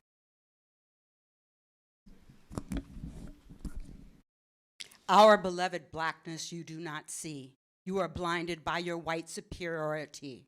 You sold your soul for cultural identity to claim man-made concept of whiteness. But what do you see? Your whiteness is killing you and killing me. Our children are dying because you teach them to not look within. You place their value on what they can do with a pen. We are spiritual vibrational beings, so tell me what vibration will you send? The same that you do to our leaders of color? Your anti-blackness is choking us and we cannot breathe. When will you see our beloved blackness, the strength of our ancestors' dream? When will you tell the truth of our story, that we were kings and queens, and we are? Who are you, and what does your story of your ancestors bring? Oh, you do not know, because you sold it out for whiteness that is seeping through our halls and littering our walls. Your belief gap is astonishing, but let me tell you this. No longer will we sit, no longer will we be silent, because what you are doing to our children and staff is violent. We are here to work with you to change the environment, the motivation, and the belief. We will no longer be silent in grief. Grief for our leaders, our teachers, and such. What you are doing is too much. I am here to put you on notice that if you mess with us, our beloved blackness, we will reach. We lost Dr. Jones because you did not see his beloved blackness. And with Dr. Scarlett, we have learned from your practice. So we, the community, stand with her. And if you do not honor her brilliance and beloved blackness, mobilization will be our practice. We are starting next school board meeting and will give you ample practice. Strength will be mighty and ample. You say she reports to the superintendent and no one else? We expect you to authentically respect her. So here is your notice that we are watching authentically what you do, what affects her and our leaders of color. If you do not respect, retain, and retain African leaders and teachers, staff through creating environments that honor our past, beloved blackness lives within. We are one, and Dr. Scarlett is our kin because of our beautiful melanin. We are here to be a part of the solution, but we will no longer take your toxic solution. Thank you.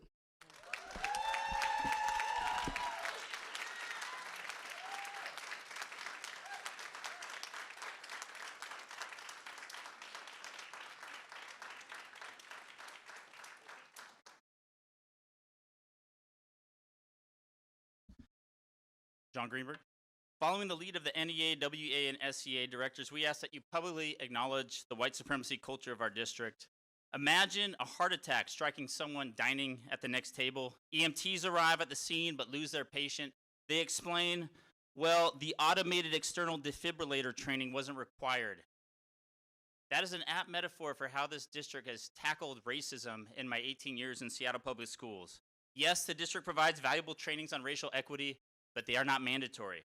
Yes, the district offers racial equity teams, but they are not mandatory. In fact, this past year, you rejected more schools, 16, than you accepted. Yes, your landmark policy 0030 mandates the use of a racial equity analysis tool, but that tool sure as heck does not seem mandatory to anybody. Yes, this body unanimously passed a resolution in support of ethnic studies, but ethnic studies classes still are not mandatory. Superintendent, I have heard you identify teachers as the primary barrier to ethnic studies, but I'd like to introduce a more compelling narrative. Administrators are a far bigger barrier, not just to ethnic studies, but to racial equity in general. Educators endorsed ethnic studies before y'all did. Educators started the Black Lives Matter at School movement. For 3 years straight, the Principals Association has refused to endorse it. Educators are the primary ones showing up for all these great trainings. Rarely is there an admin in the audience. I have watched you again and again move, not remove, but move administrators who are utterly illiterate when it comes to racial equity, sending the problem to a new building, to a new executive director. 3 years later, the center school is still recovering from a former principal like this. Please consider, when you ask us to fight racism in the district, who do you think you're asking us to challenge? Who represents the power structures that maintain white supremacy in Seattle Public Schools? The answer is you. It's them. It's our principals, our bosses. In many ways, you are asking us to oppose our own bosses, so please do more than acknowledge white supremacy culture. Please make fighting it mandatory for everyone, including administrators, and please actually support us when we do. Thank you.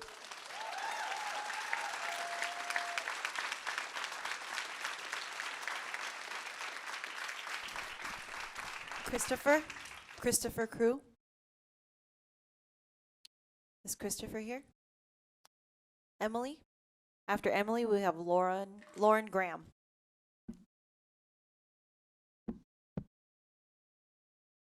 I'm speaking as a parent for a kindergartner at Dearborn Park. Dearborn Park's enrollment issues affect school support systems for all students, but tonight I'm speaking specifically to the Mandarin program because of my family's cultural heritage and experience. I'm the daughter of Taiwanese immigrants, and I've never been able to speak with my parents in Mandarin or Taiwanese, the languages they are most comfortable in, because they wanted me to assimilate with white culture. I remember being with my family while my grandmother told stories or talked about food or medicinal herbs, which she loved to talk about, and I could only catch glimpses of what she said. I couldn't even have a conversation with her or ask her questions because we did not speak the same languages, and I grieve for that loss. For my family, the Mandarin Immersion Program at Dearborn Park is not just some boutique program built for families with privilege. It is a direct tie to our cultural heritage. My partner and I are both lifelong teachers and know that the measure of a school is not in its state test scores, but rather in the richness and cultural responsiveness of both official and unspoken curriculum. My kindergartner's experience at Dearborn Park thus far has shown that the school is supporting him academically, but more importantly, supports his cultural identities. When he Skypes with my parents, they speak together in Mandarin. Although the district has communicated that there's work in progress with the Boundary Changes Group, we have heard no actual commitment to improving our enrollment situation. And even if changes do occur, it may not be soon enough to save the dual immersion programs. By the time my daughter is old enough to attend Dearborn Park, the dual immersion program may be gone, and I cannot emphasize enough how great an impact this would be on her. We adopted my daughter at age 19 months from northern China last year. She is a Mandarin heritage speaker. Within the China adoption community, there are countless stories from adult adoptees who talk about dealing still with the trauma of family separation along with the trauma of cultural loss due to language loss. Please support my daughter and her connection to her first language and culture. Please continue to call on the district to re-examine and move the wait list. Please help us find a solution for our school. Thank you.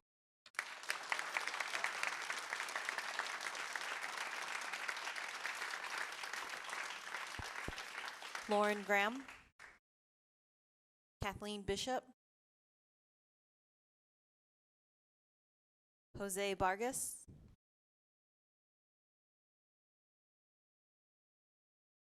Paul Hubert.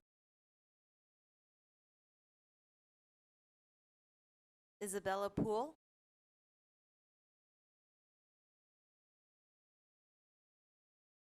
Hi, I'm Issa Poole.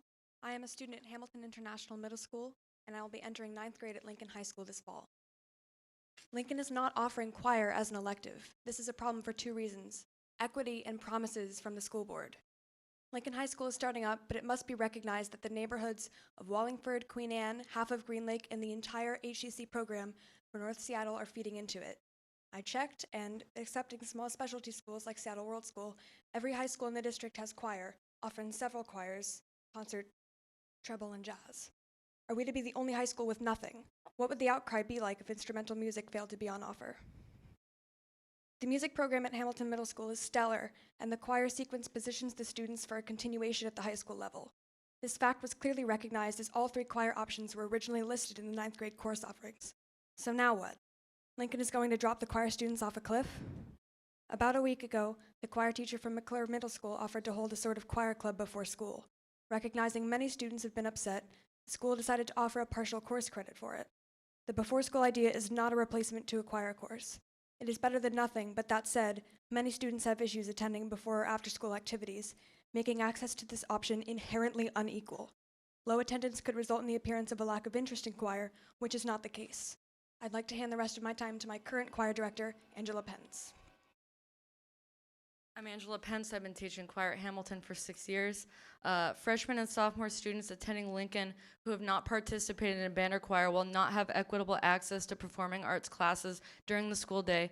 Performing arts is the main focus of music education in the Seattle School District, with choir being offered as a class during the school day at every other non-specialty high school. Choral performance classes allow all students to participate in a low-cost course that teaches lifelong musicianship. Intro to Guitar and Intro to Piano, classes currently offered at Lincoln next year, are excellent supplementary choices that students can make later in their high school career. If choral performance is not supported and offered now as a class during the school day, it will be very challenging to start in later years. It is a responsibility of the district to make sure that all students have the opportunity to perform and collaborate with other student musicians in enriching music performance classes. Thank you.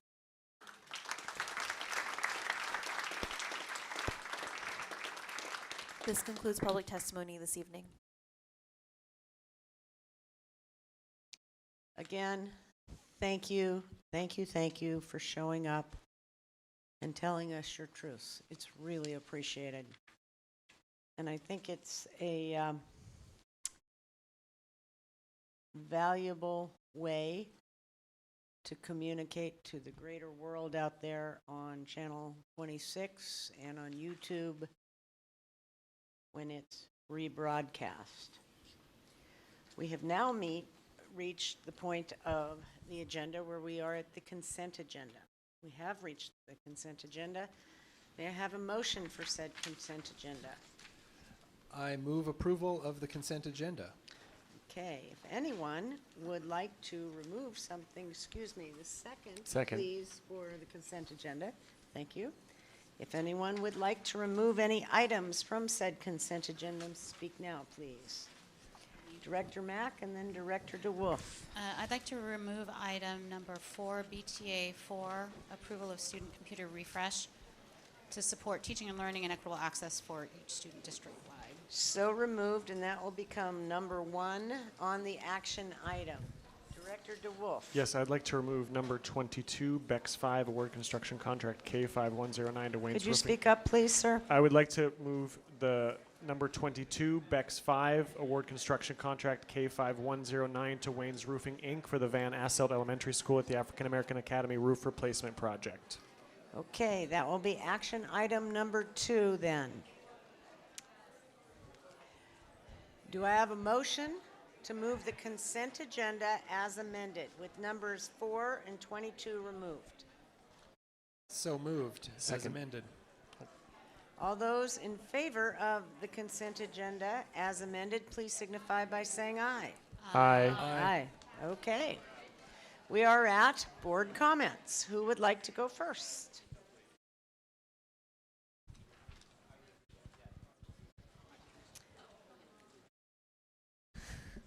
Director DeWolf, then Director Mack. Thank you. Thank you, President Harris. First, as a citizen of the Chippewa Cree Nation of Rockabelle, Montana, I want to recognize that we are on stolen Indigenous land. I'm honored to live, serve, and work in these Coast Salish territories, the traditional land of the Muckleshoot, Suquamish, and the Duwamish. I also want to thank all of the folks that came out for public comment. Greatly appreciate you calling us in as a district. We just had our racial equity retreat for the board last weekend, and We talked a lot about structural racism, institutional racism, but also about how white supremacy does show up in work culture, but as well as in institutions like our Seattle Public Schools. So thank you for calling us in and continuing to challenge us to do better. I want to just elevate the fact that I'm still feeling very elated after our last month's success to update our almost 30-year-old science curriculum. Where I work at All Home, one of our theories of change is to center the people most affected by the issue and the solutions. And so when we centered teachers and educators in the solution, the choice was easy to adopt that new science curriculum. So really, really grateful we had the success last month. Really grateful to my colleagues, Director Mack and Burke and President Harris, for your incredibly insightful and hard work to bring student and community workforce agreement task force to the executive committee this morning, and for bringing it forward for approval in one of our future meetings. And so thank you also to our friends of the building trades for your continued advocacy and passion for this work. I also wanted to share some gratitude for Lisa Love and Superintendent Juneau and our student representative for the exciting moment we had getting to raise the trans pride and pride flag in recognition of LGBTQ month a couple weeks ago. It wasn't long ago that when I was in public schools that having a welcoming and inclusive school of at least a district like this would have been just a dream. So thank you to Seattle Public Schools and the folks that organized that for making me as an LGBTQ person feel seen and visible, but also for our students and our teachers and our staff and particularly some of us on the board and maybe a superintendent.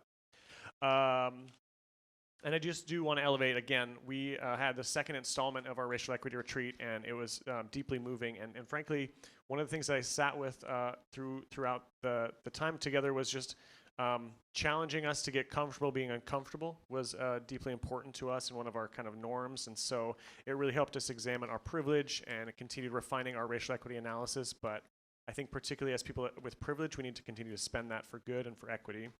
I'm looking forward to this Friday's Garfield High School graduation. It's definitely one of my favorite times of year. Last year there was a sing-along on stage. I don't know if we'll do that this year, but it was awesome. And then also next week I'll be at Nova High School graduation and Seattle World School graduation.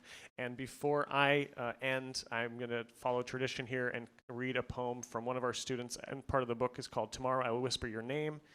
This is from a student named Ryan at TOPS K-8, fifth grader. And so in light of graduation season, I wanted to read this, and thank you for always entertaining my interest in reading these poems, President Harris, even though you're looking at me like you're not sucked.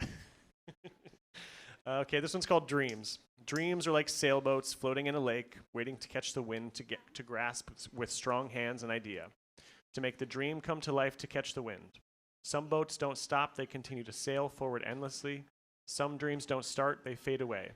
The boat I am following, the dream I am following is not in reach yet, but I am gaining. Poetry is my wind, hope is my wind, empathy is my wind. My wind is a good idea. Hate, anger, they're rocks in front of you, slowing you down. Rocks will always be there, stopping people from following their dreams. Most people stop and give up, but some, they persist, they continue, they create a new reality. Their dream came to life, they reached their dream, they caught the wind. So thank you to Ryan from TOPS K-8 for writing that, and for all of our graduates, congratulations. Director Mack.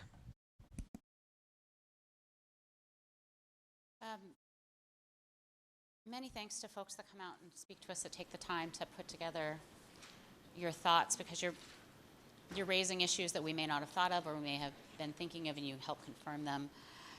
Am I not on? Am I talking too softly? That's not normal that I talk softly, so apologies. Okay, good, thanks. Systemic racism is very real, and that's one of the things that we as a board have some ability to try to work on, is to actually look at the structures that are in place around budgeting and all of these different things. So I appreciate elevating the conversation to that level. I also want to say a big thank you for the various, what might seem like minor points that were brought forward on the equity of technology, but I actually think they're pretty big, and I really appreciate those coming forward, including the reality around having typing agent and teaching kids to type at an early age, and how important that is if we're testing them. The 20 seconds to log into the computers, that's an issue. If we take so much time, we're losing learning time. Whether or not the Wi-Fi is going in and out, that's another structural problem we need to focus on. And I especially liked the Microsoft Excel comment from the student of how important it is to actually learn how to use Excel. So thank you for bringing those, what seem like relatively minor points forward, but I think those are definitely equity issues that we need to make sure get incorporated into how we roll out our programs. I also want to thank the continued advocacy around dual language and heritage speakers and the importance, the cultural relevance of that, and continued support for supporting those programs and continuing that forward. I don't have a meeting scheduled. It's been way too busy for me to manage to get one scheduled. My email is always available. We're moving into the summertime here. Yay, graduation. Yay, end of school. A few more weeks. I know my kids are like getting ready. But we're almost done with this school year, but we're not done with the work. We'll be continuing to work over the summer on lots of good things and moving forward to next year. And I'll save comments on other thoughts to the actual items. Director Burke? I will start by thanking the West Seattle Elementary leaders for reminding us about the criticality of after-school programs. I can say that my students benefited from that. It's a great experience. I think we want to provide amazing educational opportunities during the school day, and bookending that with even more is really cool. So I want to thank them publicly for that. Looking backwards, some of the things that have happened since the last board meeting, I had the pleasure of joining Director Mack at an event which was essentially a professional development seminar around technology in schools that was hosted by the Living Computers, formerly museum, now Living Computers, I want to say more. Really great conversation around technology and how students' exposure and expectations are shifting. I will say I was hoping to hear more about some of the challenges or the risks around it. I'll save that conversation for the bar on that. But I really appreciate the education that we got there. We had Race and Equity Training Round 2, Part 2, was really great as well. Unfortunately, I had to leave a little bit early, but it was really challenging to tear myself away because it was really great. Unfortunately, we had lunch, so that was sort of my exit. But it really helps us understand and identify and unpack the structural and institutional racism that we hear from you as our imperative. So know that work is happening and keep holding us accountable for it. I had a great meeting earlier today with our internal auditor team around our work plan next year. And since I'm not on Audit and Finance, I'm not as aware of the work that's going on, and I always enjoy that, the great work that they do, and the fact that we really like our employee Superintendent Juno, and it's nice to have another one in internal audit. Director DeWolf mentioned our community workforce agreement conversation, which we have, rather than being cookie cutter and adopting what we would consider to be a workforce agreement for the city or for the port or for the county, we're recognizing that our role is around students and putting students first in students and community workforce agreement. I think that conversation will continue. We look forward to hearing from staff on how to make that successful as well. I always want to thank our public testimony speakers. They take their time out of their day. They come here and they share their truths with us, and sometimes they're painful for us, sometimes they're painful for you to share, but those conversations are really critical when we really think about what we're trying to do for our kids and finding the places where we have deficiencies in our classroom or our systems. In closing, I just scheduled a community meeting. It's not confirmed yet, but I have a high likelihood that it will be Green Lake Library, Saturday, June 22nd, 3:30 to 5 p.m. Other directors would be welcome if they would like to join. And once that's confirmed, I'll get that posted on the calendar. Saturday, June 22nd, week and a half from now.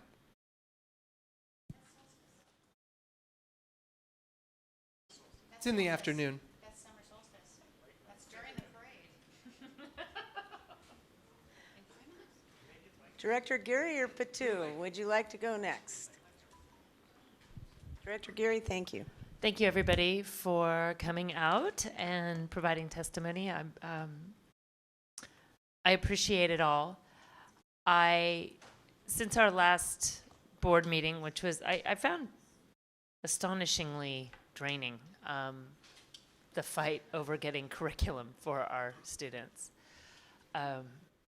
It still shocks me that it ended up to be such a battle to do something that seems so fundamental to what our role is. After that, and I think I mentioned this in my last meeting, then I went and I visited the Black Prisoners Caucus in Monroe and had the pleasure of sharing our strategic plan with them.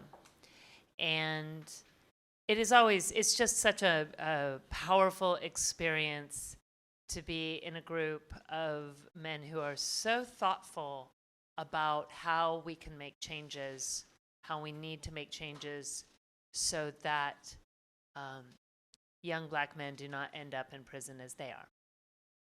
And all of that thoughtfulness and eloquence being unavailable for the most part, and yet they work so hard to make themselves available for the improvement of our education.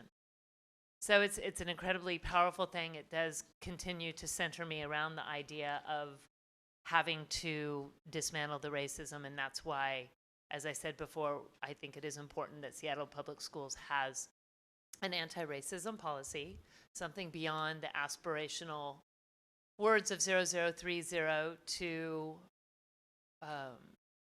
create equity. That is also good, but we need something that helps us to systemically identify and address racism when it happens. And so the words of Mr. Greenberg are very powerful to me because he says this teachers are doing this work, and that is so true. And the principals have been identified as some type of a barrier, and yet I had an experience this week where there are more barriers to the work, and especially in District 3, where sometimes it is public schools, and all kids come into our public schools, and they bring with them belief systems that are probably not shared by many of our teachers, some of our students. And my daughter was confronted with somebody who unabashedly wanted to share his belief systems that she found to be incredibly upsetting, offensive, and also, she reported that to me and I reported it back around. But reaching into that student and into that family situation, we don't have guidance on how to do that throughout our system. So we have many, many principals who, when confronted with something like that, have to come up with a way to instruct the teachers, to instruct the students, to talk to the families. That's a big lift. It was a really, it was very, very challenging. How do you tell somebody, I can't change your beliefs necessarily, but they're not welcome to be shared here because it creates unsafe situation for our students. So that's a huge lift for all of us to figure out how we create training, how we create the words of policy to help with administration, treating everybody, the families, the teachers, the students in a way that feels respectful and keeps the community together and doesn't cause problems that we don't want, for better words. So I hear you all. I hear all of the testimony, trying to balance that with what we have, the resources we have to do this work, when the resources we are given is as if though every student shows up into a classroom in neat packages of 23, ready to learn, with teachers who are well-trained, with lots of resources, ready to go. That's how we are funded.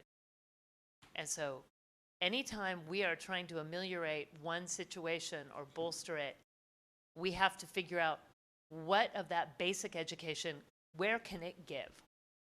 Where can the basic, the most fundamentally basic education give so that we can boost where we see somebody needs a boost? And so I think it's appalling we don't have a choir teacher at Lincoln. But where? Where does that money come from? Is that an equity issue? Is that a fairness issue? Is that a resource allocation issue? So I appreciate everybody coming and saying, you can do better, you have to do better.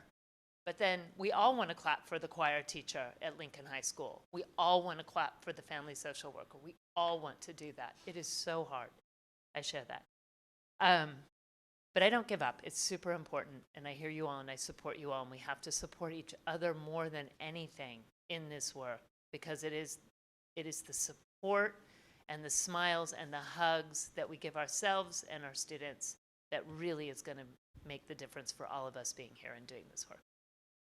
My meetings continue to be Tuesday mornings at Zoka behind the University Village. It's a group from 8 to 9:30, very casual group. People come, people go. Please come if you want to stop by and have a cup of coffee, chat with a group of people who really care about education. I invite you to do so. Thank you.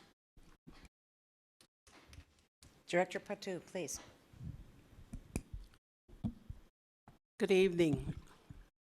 As I was sitting here, I'm actually trying to reminisce all the times that I've been on this board, and I've realized we've come a long way. There's so many positive things that has been happening since been on this board, and just enjoy the hearts and the dedication of the board directors that actually are part of this board right now, which is a great benefit and a change since I've been on this board forever. So when I say that, I really mean what I said. It's been a pleasure to have a bunch of people up here who actually really cares about the kids and really are doers, who's moving things forward to make sure that our kids get the best that they can for the education that they deserve. As I think about the day that I'm going to be stepping down, I kept saying to myself, okay, what am I going to do next? And I've really realized that being on this board all those years has been probably one of the most wonderful things that I actually did, mainly for the fact because as someone who actually have worked in the district and seen a lot of inequity, being on this board was really a move forward for me, because now when I look at all the things that are going on, that there is a lot of equity going on because of the people that sits up here who really care about what happens to our children.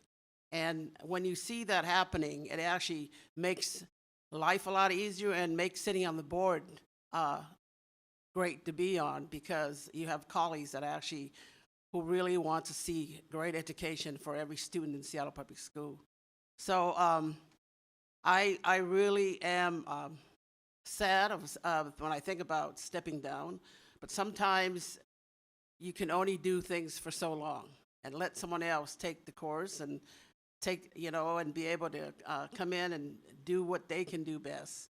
But I really appreciated the time that I've been on this board, the support, and just watching great progress take place within the district, which is a lot more than I can say, because when you work for the district for a long time and then now you're sitting on the other side, you see progress and you see things change in a way that you've never really thought about, because you get to see from both sides. So I'm really not only pretty sad that I'm stepping down, but also very happy, in other words, that I can actually be able to, as my granddaughter would say, Grandma, you can finally get a life, and be able to really to see what all the progress that's been made.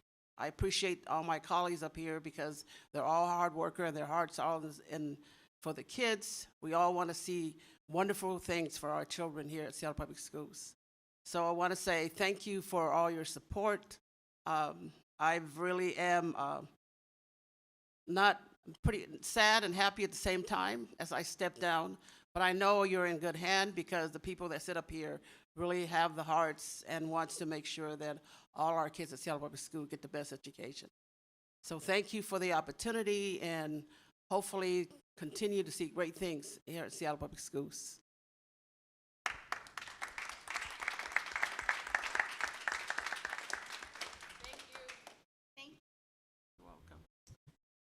Last but not least, my community meeting is this Saturday, 3 to 5, the Southwest Library.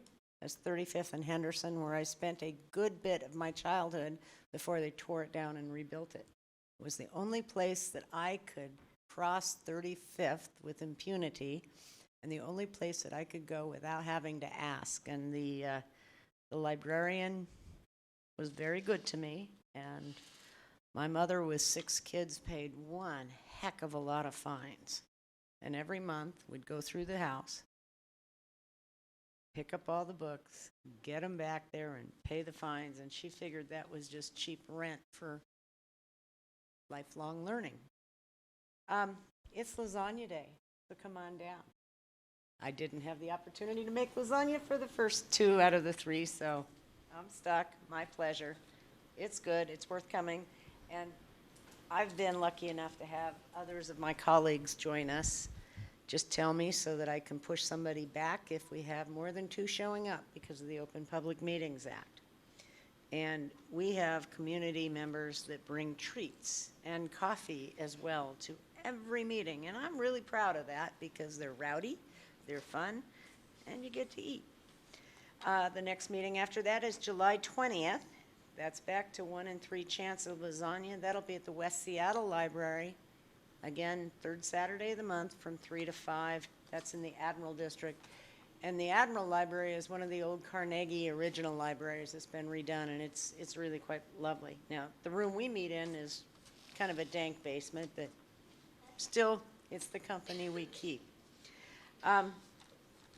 Superintendent Juneau mentioned that I was able to join the superintendent's cabinet group for lunch, and their parents. And unfortunately, I had another engagement, so I couldn't stay to watch their projects. And I'm hoping that we can build some time in, come fall, to get some of those projects here in a board setting. You know, whether we do it by lottery or willingness or what all, to share that good work, because they worked hard, and I so love the student voice because it reminds you of why you do this. And this is a big lift, and nobody's whining about the big lift, but you need that shot in the arm to keep you going for another 6 months, much like the West Seattle Elementary, District 6, Principal Washington. And I wasn't joking about sending the video clips to the president, Congress, the legislature, and my friend Betsy. And I'll do that one on my own dime. My pleasure. Congrats as well to District 6, Denny International Middle School girls volleyball team are the champs in the city. Way to go. Congratulations, ditto, that the superintendent read out as far as our athletic standard bearers and champions.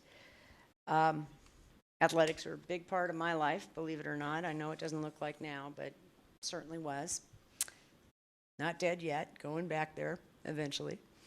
But I guess a couple of things strike me that we still have yet to figure out how to put unified teams into our budgets. And if we want to talk about equity, we need to talk about unified and differently abled folks.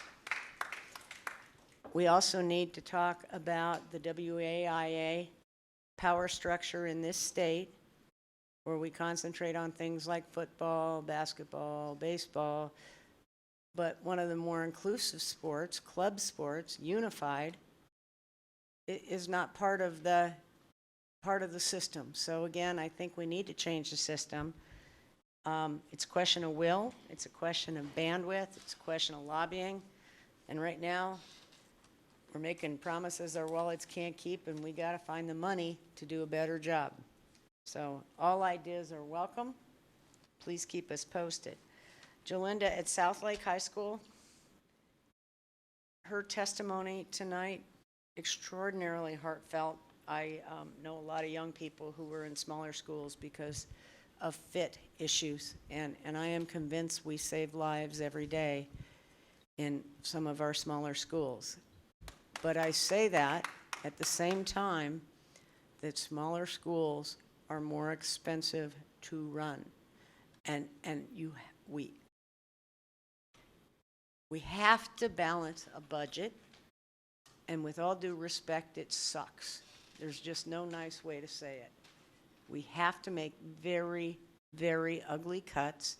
We have to recognize that smaller schools oftentimes are far more expensive, and we have to figure out how do we weight that, and where is the line item that said we saved a child's life or we changed the trajectory of that child's life. Middle College High School, huge passion of mine.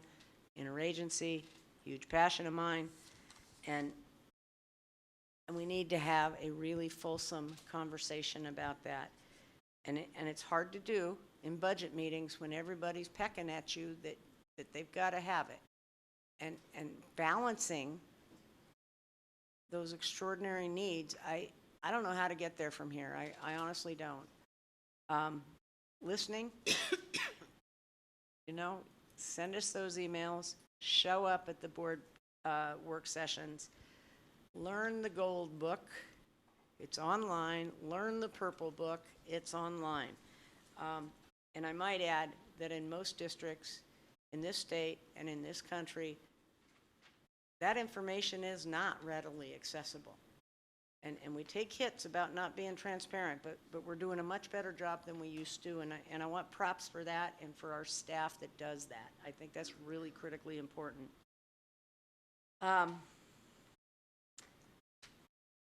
Washington Middle School Technology Access Foundation.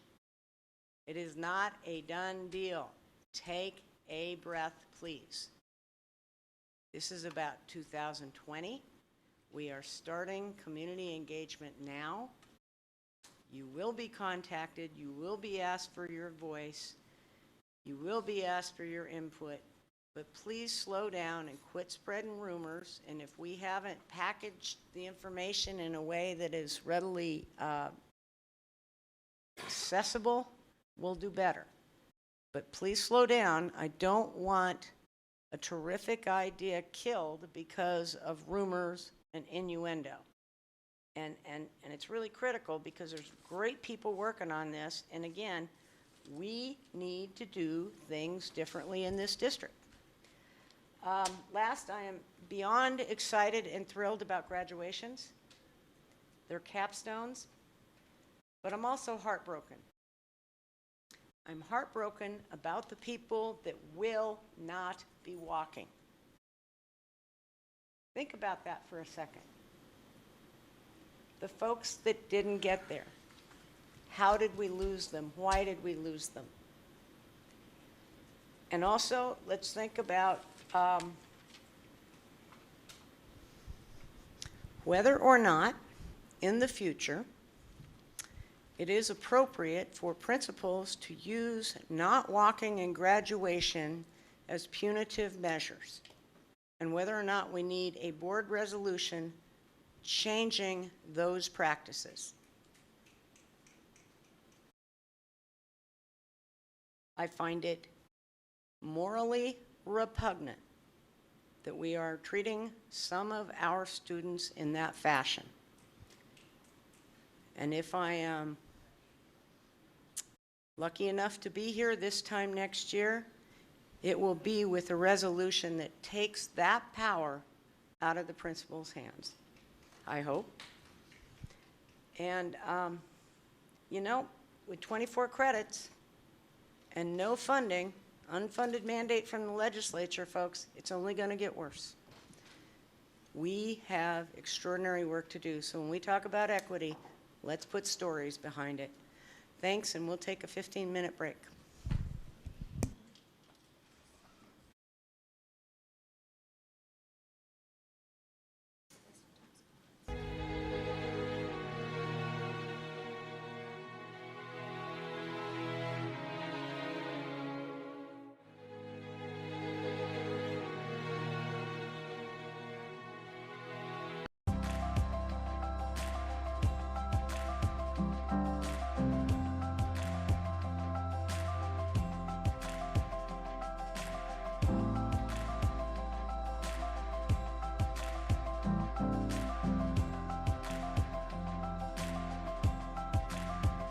Get moving again here. If you have conversations to have, please take them out in the hall. Thank you. Okay. Our new action item number 1 is the consent calendar number 4. BTA 4, approval of student computer refresh to support teaching and learning and equitable access for each student district-wide. This came before CNI May 21, 4. Go ahead. Approval. Approval of this item would authorize the superintendent to execute purchase orders through RFP number 06792 with Dell Thornburg for a total not to exceed NTE amount of $12 million plus Washington State sales tax over fiscal years 2019-20, 2020-21 with any minor additions, deletions, and modifications deemed necessary by the superintendent, and to take any necessary actions to implement the purchase orders. Motion, please.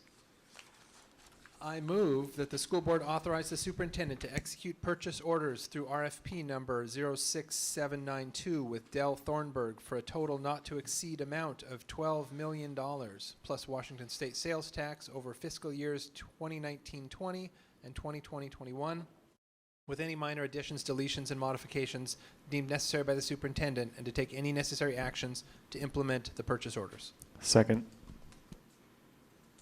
Questions, comments, concerns from my colleagues? This came before us previously through introduction. Director Mack, you removed it from the consent calendar. Have at it. I did. So I removed it for 2/3 reasons. One was because there was a lot of public testimony around it, so I wanted to give it an actual vote. And the other reason was getting clarity specifically around the dollars and when they're going to be spent, because the motion says $12 million over the course of the 2 years, and we are just in the process of adopting the budget for 2019-20. We haven't actually adopted that budget yet, and the 2021 doesn't even get considered or built until later on. So I wanted to understand the functionality of approving those at this time and what the timeline was. And corollary to that, the totals that are in the bar are 100 and some odd thousand less than 12 million. So I'm curious why we have a $12 million figure and not the total, which is 11,817,000. And my third question was about the comment about the Wi-Fi and connectivity issues that we have at schools and whether or not and how that is going to be addressed. So really 2 questions. One, what's the budget and how does it work over which years? Clarity, and then the Wi-Fi question. Thank you, Director Mack. John Kroll, Chief Information Officer. I wanted to clarify, it is over 2 fiscal years. Part will be spent in this fiscal year and part will be spent next fiscal year. And I'll bring up CFO Berge to explain how that works. Good evening, Jolyn Berge, Chief Financial Officer. So for capital projects, oftentimes capital projects will span several different years. And so what we look at is an authority to spend from the board that may cross fiscal years. And maybe that can be clarified in the bars in the future. But there is budget capacity in this year, and then we'll build it in. It's built in for 1920 as well.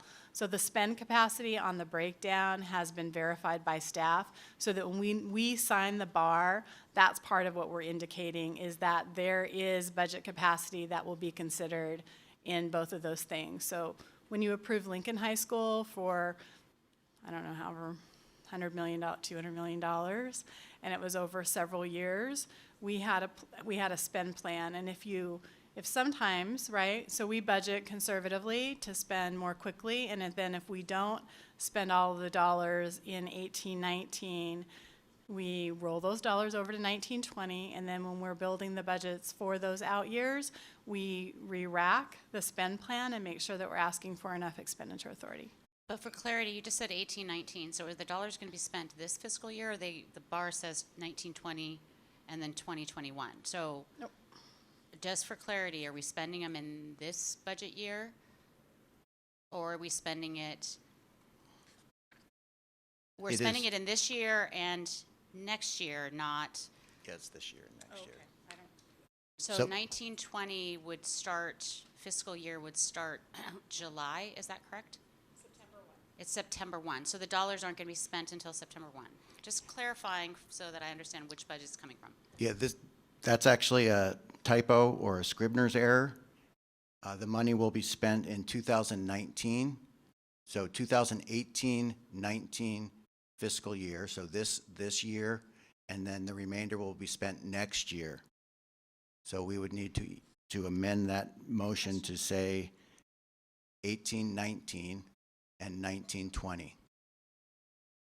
Thank you so much. I'm glad I clarified that, because it was concerning me. So we're going to have to reread the motion or correct it, because it is actually supposed to read over fiscal years 18-19 and 19-20, correct? Correct. Acting Chief Counsel Boy, to the podium, please give us a ruling. Yeah, so as long as we read in what the motion should be and it's clear, we'll be fine. So just want to make it very clear. Read it in again with the corrections, please. I'm comfortable doing that. I want to make sure that the written record that is captured also does that, because 2-3 years from now, we're looking back. Yeah, and I think we'll make sure that the board action report is redlined for the public-facing document. And will that be then corrected and uploaded on the web tomorrow? Correct. Terrific. Thank you. Thank you. Withdrawing the original motion and offering a new motion, I move that the school board authorize the superintendent to execute purchase orders through RFP number 06792 with Dell Thornburg for a total not to exceed amount of $12 million plus Washington State sales tax over fiscal years 2018-19 and 2019-20, with any minor additions, deletions, and modifications deemed necessary by the superintendent, and to take any necessary actions to implement the purchase orders. Second. Other questions, comments, concerns from my colleagues? I had the Wi-Fi question as well, and then Director Burke had a question. Touche. Wi-Fi question, CIO Kroll. So the Wi-Fi question, I need to do research on that, but generally we do, we do provide access to all of our schools. What we did find is that some schools that have the older computers that haven't been updated, and then if students are taking any computer instead of one that's assigned to them, and often that happens when there's a lot of sharing of the computers, what happens is the student then, if they've never had that computer, if they've just grabbed a random computer, it needs to download their personal profile onto the computer. And what happens is it appears as a Wi-Fi problem, because if you have a class of, say, 30 kids who grabbed 30 random computers, it could affect the performance of the computer. So we'll look into issues with the Wi-Fi. That could be the problem, but the problem could also be the computers themselves, or the problem could be students using a computer that was not assigned to them, that they have not used before, and it's downloading that complete profile. So if you've ever noticed on your computer when you're doing like a fresh start, it takes longer. And you've got some personal anecdotes of one of our beloved teachers right behind you. She's more than happy to talk to you about it. Director Burke. I would like to share some of the conversation that was had at committee. On this particular item, I did not vote to approve it out of committee, and I actually will not be supporting it tonight. And so I want to be really clear about why. In committee, I had requested that we peel off the K-5 component and address that separately because there are urgent needs in our schools. I want to acknowledge that, recognize it, and say we have to deal with those urgent needs. We have to fund them. We have to get the equipment into our schools. So I'm going to start with some of the things I'm excited about. I'm excited about the one-to-one take-home program in our high schools. I'm excited about the equitable access. I'm excited about the recognition in our technology documents that the educators are critical, that the computers don't replace the educators. What I'm concerned about, that I've raised before, is that there's a lack of acknowledgement throughout our documents that there may be risks associated with technology use. This is not a completely risk-free thing. We have 3 governing documents that are referenced here: our technology plan, the Washington K-12 EdTech standards, and a document called Principles for Effective Digital Learning. Through none of them does it mention any potential development or exposure risks due to improper use of technology or non-age appropriate use of technology. It just talks about the positive elements. And so my concern is the impact on cognitive and motor development in the K-5 years. Those are the formative years for literacy, for numeracy, for hand-eye coordination. And I recognize that we need our kids to be able to operate technology and to be able to use technology as a tool. I don't like the idea of our assessments driving our technology choices. That bothers me a lot. But I'm concerned that if we put more computers, our kids are going to spend less time writing, drawing, reading, doing math, doing things with their hands, doing things with their, the elements that are part of cognitive development. And so I actually, from the American Academy of Pediatrics, they have some some notes out from 2016 talking about, these are some of the extremes. And I think we have to acknowledge that these may be a result of extreme use, but they are still risks. Children who overuse online media are at risk of problematic internet use. The prevalence of problematic internet use among children and adolescents is between 4 and 8%. That's in 2016. And at home, many children and teenagers use entertainment media at the same time they're engaged in other tasks such as homework.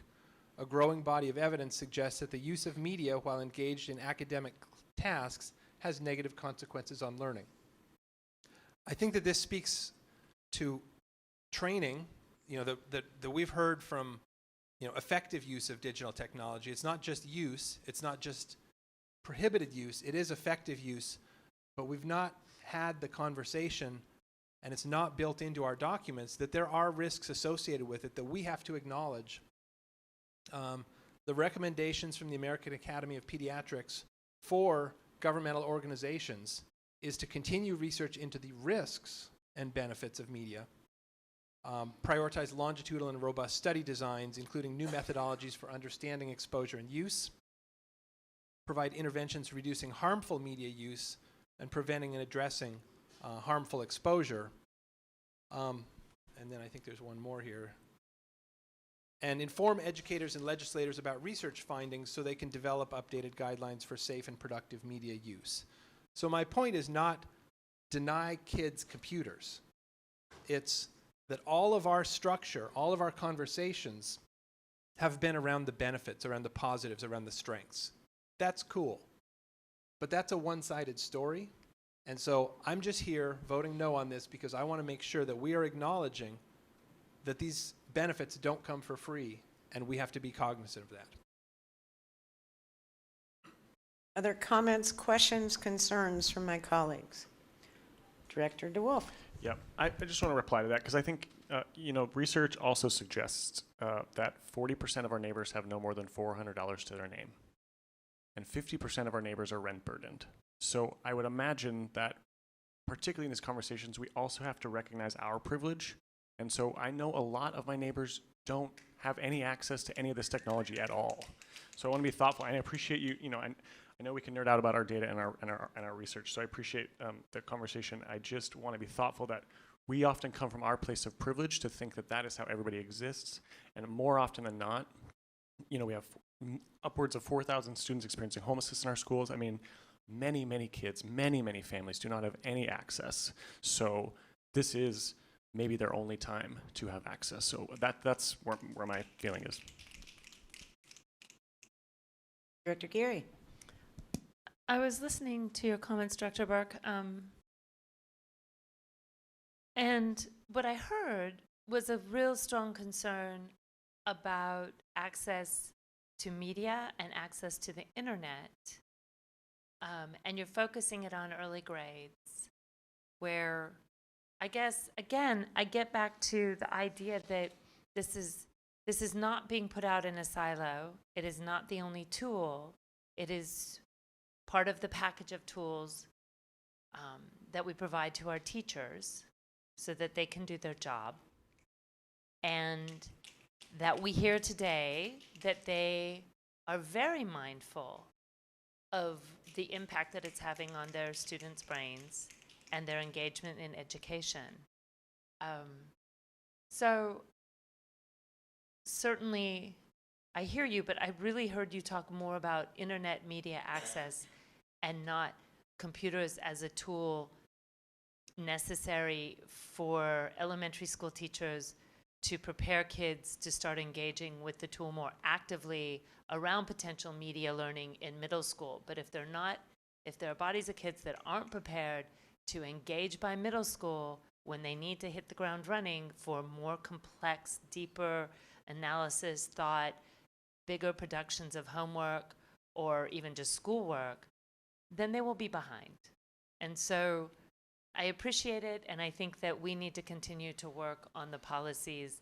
And as we've talked about, curriculum, the balance between adopting curriculum and setting forth guidelines in terms of the amount of computer that the curriculum requires. We can address that in other areas, but the tools, I think, need to be there. And I'm going to second, I hate doing anything that is driven by a state-mandated test. Director Burke. Again, I want to appreciate my colleagues and the educators, and that this is not in any way, and I hope it's not perceived as a lack of trust around your area of expertise, but just the acknowledgement that we are talking about an issue from the benefit side. And to be really specific, if we imagine like speech-to-text conversion, is that going to reduce the ability of our kids to write? If we look at some of the amazing artwork that can be done on computers, are kids going to do less drawing and painting? So I only say this as worst-case scenarios. If we're doing more simulations, are our kids going to lose their numeracy skills? So those are my points of concern, and they've been raised. Director and they're on Mack. the record. Having 3 kiddos that are young and have been growing up in a world of technology, which is different than the world that I grew up in and different from our parents' generation, that technology presentation that we went to by the gentleman that Mr. Kroll organized, it was really a fascinating conversation around how we communicate differently and the impact of technology on this generation of kids that's moving through. And it's a runaway train, really, in how we communicate, how we interact, how we learn.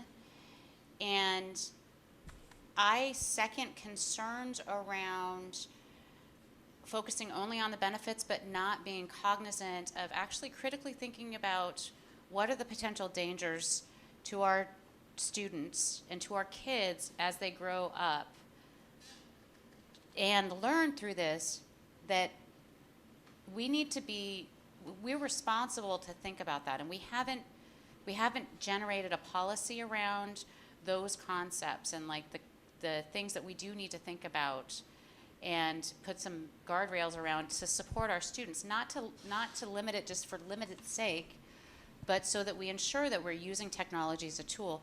One of the things that we are finding that I understand is happening, and I apologize for not knowing where the quote is, but students are getting to medical school without the motor skills that they need to do surgery. There's like fewer students because we're not doing quite as much writing, and there are impacts of what's happening in our society that we have to consider. I'm still going to support this effort to move forward, but I strongly urge the board, myself, and others that'll be continuing forward in the next year to spend the time and energy to get a policy settled that we can feel comfortable with. Okay, follow-up comments, and then we'll roll this to a vote. First of all, John Kroll, CIO, thank you very much. A couple of things that I really appreciate about you and pushing forward some of these resolutions is that you have brought folks, for instance, from the city of Seattle to talk about the inequities of wiredness throughout the city. That's something that if you could send that out and to all the school board members, I'd be very grateful. That was a huge learning piece for me. The ITAC committee is wrestling with these issues, and it's a diverse group of folks, and they are not afraid to disagree with each other, just like we on this dais are not afraid to disagree with each other. So thank you very much for that. I would point out that we tend to rely a lot on the tech plan and the ed specs, and I'm not sure, I appreciate that we voted on some of this in a big BEX 5 priority plan, okay? But it wasn't a specific bar. And I think you have left your flanks unprotected on some of those arguments, so you might want to fill in the holes. And again, these are really good, rich conversations to have. Your predecessor certainly did not. And I respect the heck out of you for being good and transparent on all of this. A, it's a ton of money. B, it's a whole shift of how we teach. The McClure librarian, hands up. Your testimony especially resonated with me. Your conversations on ITAC have especially resonated with me, that when you get rising sixth graders in, you know exactly which school they came from based on their abilities. And whoever taught the third graders on the SBAC,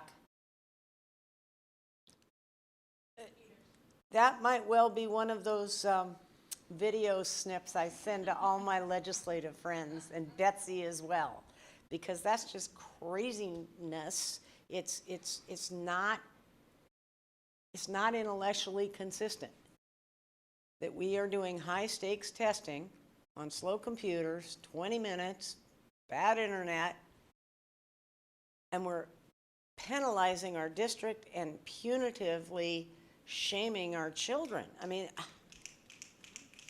anyway, I intend to vote for this, but I intend to dog you about these issues because they're important issues. And I also encourage teachers, in terms of your long-term career paths, there are those folks on one end of the continuum that believe computers will harm your jobs in the long term. And one hopes you don't let them. Roll call, please. Director Burke, No. Director DeWolf, Aye. Director Geary, Aye. Director Mack, Aye. Director Patu, Aye. Director Harris. Aye. This motion is passed with a vote of 5 to 1. Thank you. Thank you. Okay, we are now moving to action item number 2, which was number 22 on the consent agenda. Bex 5, award construction contract K5109 to Wayne's Roofing, Inc. for the Van Asselt Elementary School at the African American Academy Roof Replacement Project. Came before Ops May 16th for Approval. approval of this item would authorize the superintendent to execute construction contract K5109 with Wayne's Roofing, Inc. in the amount not to exceed $5,500,000, including basic bid, plus Washington State sales tax, with any minor additions, deletions, and modifications deemed necessary by the superintendent, and to take any necessary actions to implement the contract. Motion, please. I move that the school board authorize the superintendent to execute construction contract K5109 with Wayne's Roofing Incorporated in the amount that is not to exceed $5,500,000, including base bid plus Washington State sales tax, with any minor additions, deletions, and modifications deemed necessary by the superintendent, and to take any necessary actions to implement the contract. Second. Director DeWolf, I believe you were the gentleman that took this off the consent calendar. You go first. I was the gentleman. This time. This time. I want to just elevate something which I think is very exciting, and I know we maybe have glossed over it today in our comments, but this morning, Executive Committee did move out a really exciting bar that, again, I was really grateful to work with President Harris, Director Burke, and Director Mack to establish a student and community workforce agreement here at Seattle Public Schools through the passage of our task force. So this really just relates to that, and also to really reiterate what is deeply important about BEX 5 and the responsibility, the fiduciary responsibility we have to those public dollars. And so I do fully support this project, and obviously we should have good roofs covering all of our schools. I just want to elevate and point out the fact that this is an example of a major capital project that we actually should have under a student and community workforce agreement. If we did have a SCWA, I'm going to have to remember that all the time, Rick, SCWA on this project, I believe we would be assured of high labor standards for the working people on the project. We would have the certainty that there would be harmony on the project and no work stoppages, which keeps us fiscally responsible and projects completed on time, and we would help ensure that a good number of the people working on the project are from our local community. So I'm really excited, again, that we as a board will have before us in the coming weeks ability to move forward on the Student and Community Workforce Agreement Task Force that achieves these goals eventually. So I just wanted to express a sense of accountability and urgency that the longer we wait on CWA for these types of projects, the more we miss out on the benefits of a CWA, and the more the opportunities we miss out to connect our own SPS community students and taxpayers to those job opportunities. So let me ask you a question back, if I might. How did you choose consent item number 22 to hang that speech on, as opposed to because it was in 20, consent. 21, It was in consent. 23? Well, there are many operations construction projects in consent. I'm just trying to determine whether Wayne's Roofing is special as opposed to any other ops No, project. it was just an opportunity to say it's really easy for us to put these things on consent agenda, obviously, which is what we do to keep kind of the efficiency of our meetings. And here I am talking for very long, so I'm trying to reduce the talking time. But I will say, as part of consent, it's important to keep just elevate and for the accountability. And so that was all it was. And the comment rings true for the next BEX 5 conversations we'll have in the future.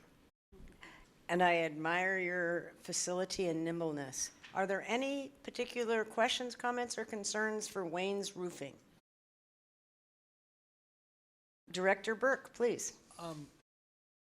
I had thought the reason this was pulled off was because it was a BEX 5 item, and that it was an amount that was above, up into the millions of dollars, which for some of these types of agreements, often there's a threshold. So what that triggered for me is I didn't think we were funded for BEX 5 until next year. That's and true. So I'm curious, is my misunderstanding that we're not collecting, or how are we funding this out of BEX 5? That's true. Fred Podesta, Chief Operations Officer. So we're authorized to actually directly spend BEX $5 with the start of the fiscal year in September.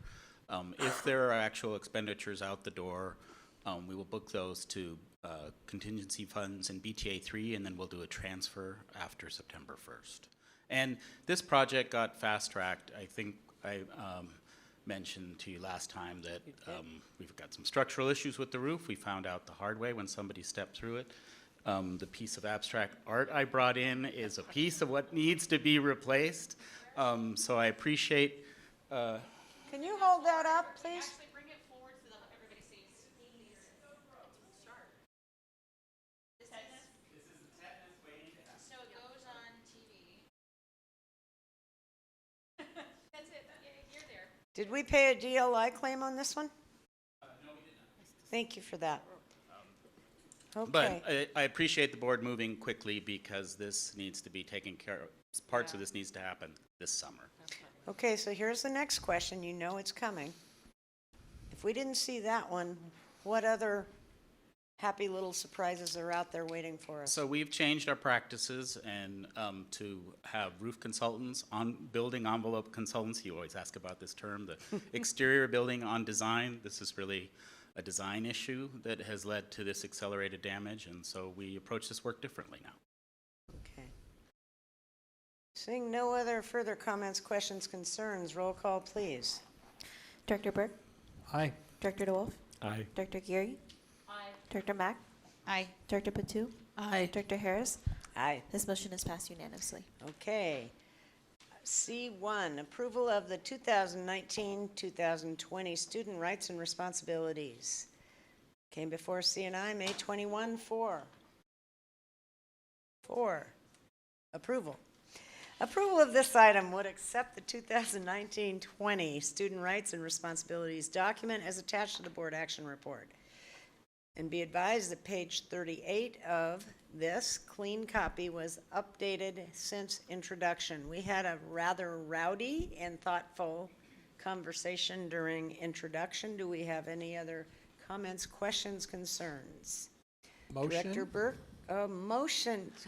I move that the board approve the 2019-20 Student Rights and Responsibilities document as attached to the board action report. Second. Comments, questions, concerns from my colleagues? I'm sorry? Did we ask the same thing? I did, and you were otherwise occupied, so we read it out loud. Not again, relax. It's a hot Director day and I'm Mack, getting tired please. again. My question was relative to the questions that came up earlier about language that was changed between the two drafts and just clarity around what's in the final draft. Just for the record, kind of explaining, do I need to go further into what the testimony was? Okay, you've got it, so thank you. You got quite a look on your face, pal. What up? Good evening, Wyatt Jesse, Chief of Student Support Services. This is just this particular, on that comment, the red line version that you have in front of you is the official record. It does actually read on there, it was a comment around that staff also hold that commitment, not just the district, around supporting students of color furthest from educational justice. And so that comment is in there. It reads like that. The current version that is online would be updated, so that's why we're waiting for board action this evening to approve that, and so then we can update online, the online version, including the PDFs right now. So we're just waiting for that action. So we're teed up very well to continue to read what was in the initial version, as you know. Can you do me a favor and read for the record what is actually in the version that we're posting, that it does retain that language? Because it sounded to me like it was being lost, and so. So it's really in specific to, sorry, this thing's not labeled for pages. Page 6. So it's under the district, commitments, and then specifically to the section titled Seattle School Staff Are Committed To, and that is ensuring racial equity in an educational system. Then it goes on to other sections that are are listed in there. And so that was the real clause that was under discussion, that again, it's Seattle Public Schools staff are committed to, and then also the ensuring racial equity in educational system. Those two pieces are not currently on the online version. Again, we're waiting for board action. And then it goes on to talk about unapologetically addressing the needs of students of color who are furthest from educational justice, require safe learning environments, and it just goes on into the clause. So that's what I wanted to highlight. Other comments, questions, concerns from my colleagues? Seeing none, roll call, please. Director Burke? Aye. Director DeWolf? Aye. Director Geary? Aye. Director Mack? Aye. Director Patu? Aye. Director Harris? Aye. This motion is passed unanimously. Action C, number 2, approve purchase of technology to support the career and technical education. CTE program came before C&I May 21-4. Approval of this item would authorize the superintendent to execute purchase orders in an amount not to exceed $750,000 inclusive of Washington state sales tax over the fiscal year 2018-19, summarized in a list of projected orders attached to the board action report with any minor additions, deletions, and modifications deemed necessary by the superintendent. Motion, please.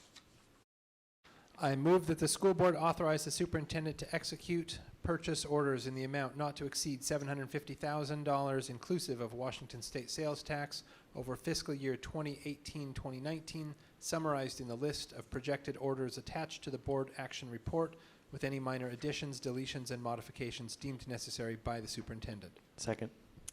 Questions, comments, concerns from my colleagues? We had a good discussion during introduction. Last time, Director Burke. Brief comment just to thank staff for this and to also emphasize that this work aligns with the CTE plan, which was in the consent agenda previously approved, and I just want to elevate that so that folks know it's there. Other comments, questions, concerns from my colleagues? Seeing none, roll call, please. Director Burke? Aye. Director DeWolf? Aye. Director Geary? Aye. Director Mack? Aye. Director Patu? Aye. Director Harris? Aye. This motion is passed unanimously. C, 3, McGillivray Parent-Teacher Association grant to fund multi-tiered systems of support for the 2019-20 school year. This came before A&F May 24. Approval. Thank you. Approval of this item would authorize the superintendent to accept the McGillivray PTA grant of $348,705 for the years, the 2019-20 school year. Motion, please. I move that the school board authorize the superintendent to accept the McGillivray PTA grant of $348,705 for 2019-20 school year. Second. Comments, questions, concerns from my colleagues?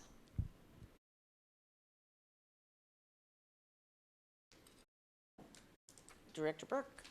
I'll Yes, start. sir. I think this is a hotbed issue, and I want to acknowledge that. I think that we as a board and we as a district are leaning into it. And this is a place where I think there's a component of values and there's a component of timing. And it's important, in my mind, that we don't conflate them. I believe there's a shift going on, and I believe that that shift is around more equitable processes through out-of-district fundraising mechanisms. I'm not even going to single out PTA, but awareness of that, documenting that, communicating to our families around the importance of that. The other side of that is what we're doing within the district, which is we are unapologetic about having our funding flow prioritized towards schools of need. And those two things are working in opposition. There's the community funding sources are typically more affluent schools, and the internal funding are typically we're providing our funding to the schools that have a greater need, more students farther from educational justice. So that polarity, I think, is something that we continue to talk about, to work through.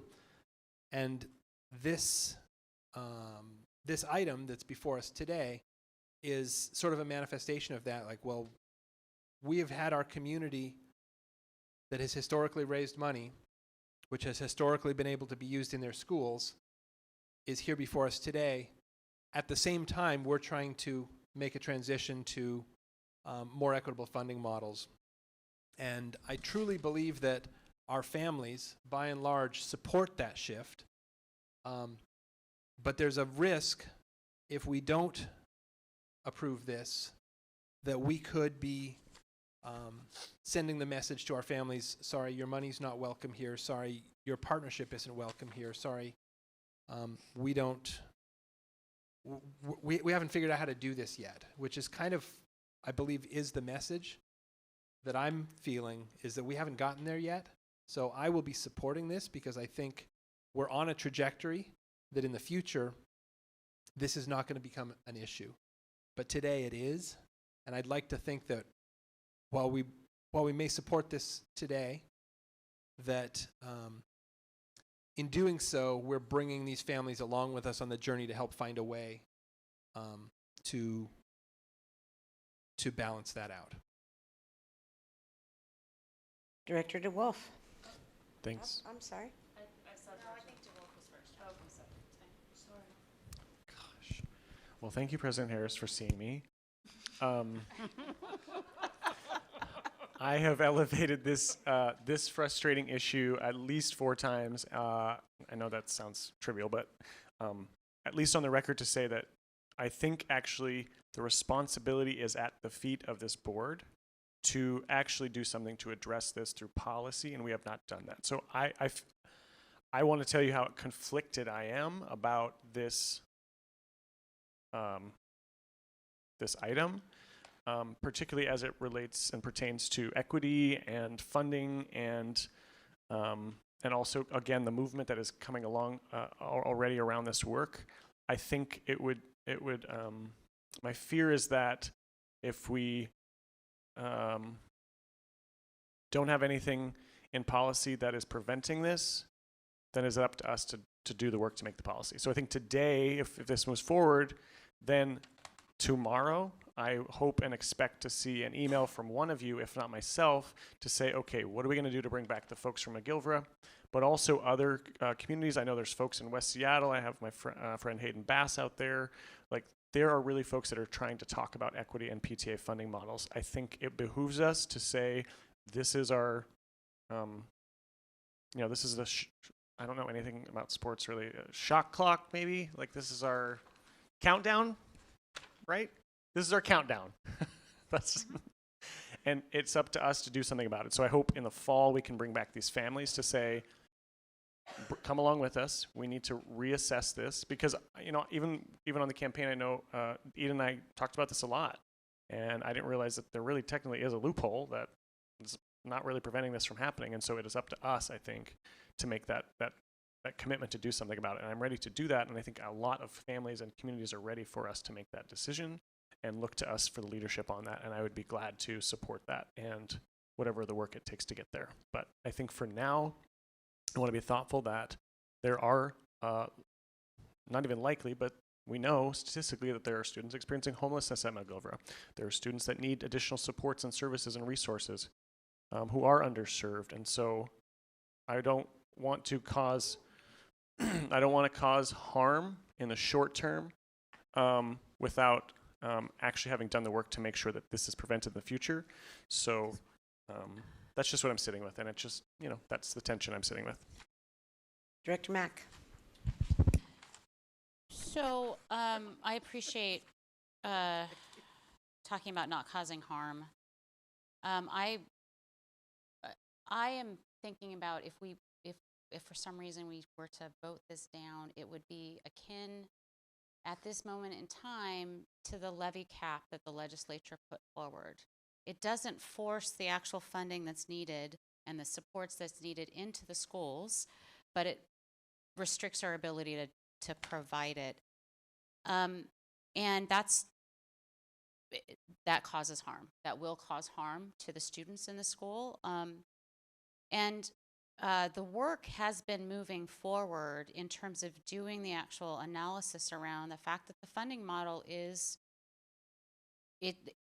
because we are fundamentally underfunded, we have this system of all of these different streams of money coming in from all different sorts of places, and that creates a fundamental inequity when it's happenstance as to how it's getting applied. We have foundation monies, and I want to actually pull everyone's attention to some data and information that helps tell the story of what is actually going on in our district on a school-by-school basis, and it's the big sheet. It was presented in the May 20th Audit and Finance. You can get a copy of it if you call the board office.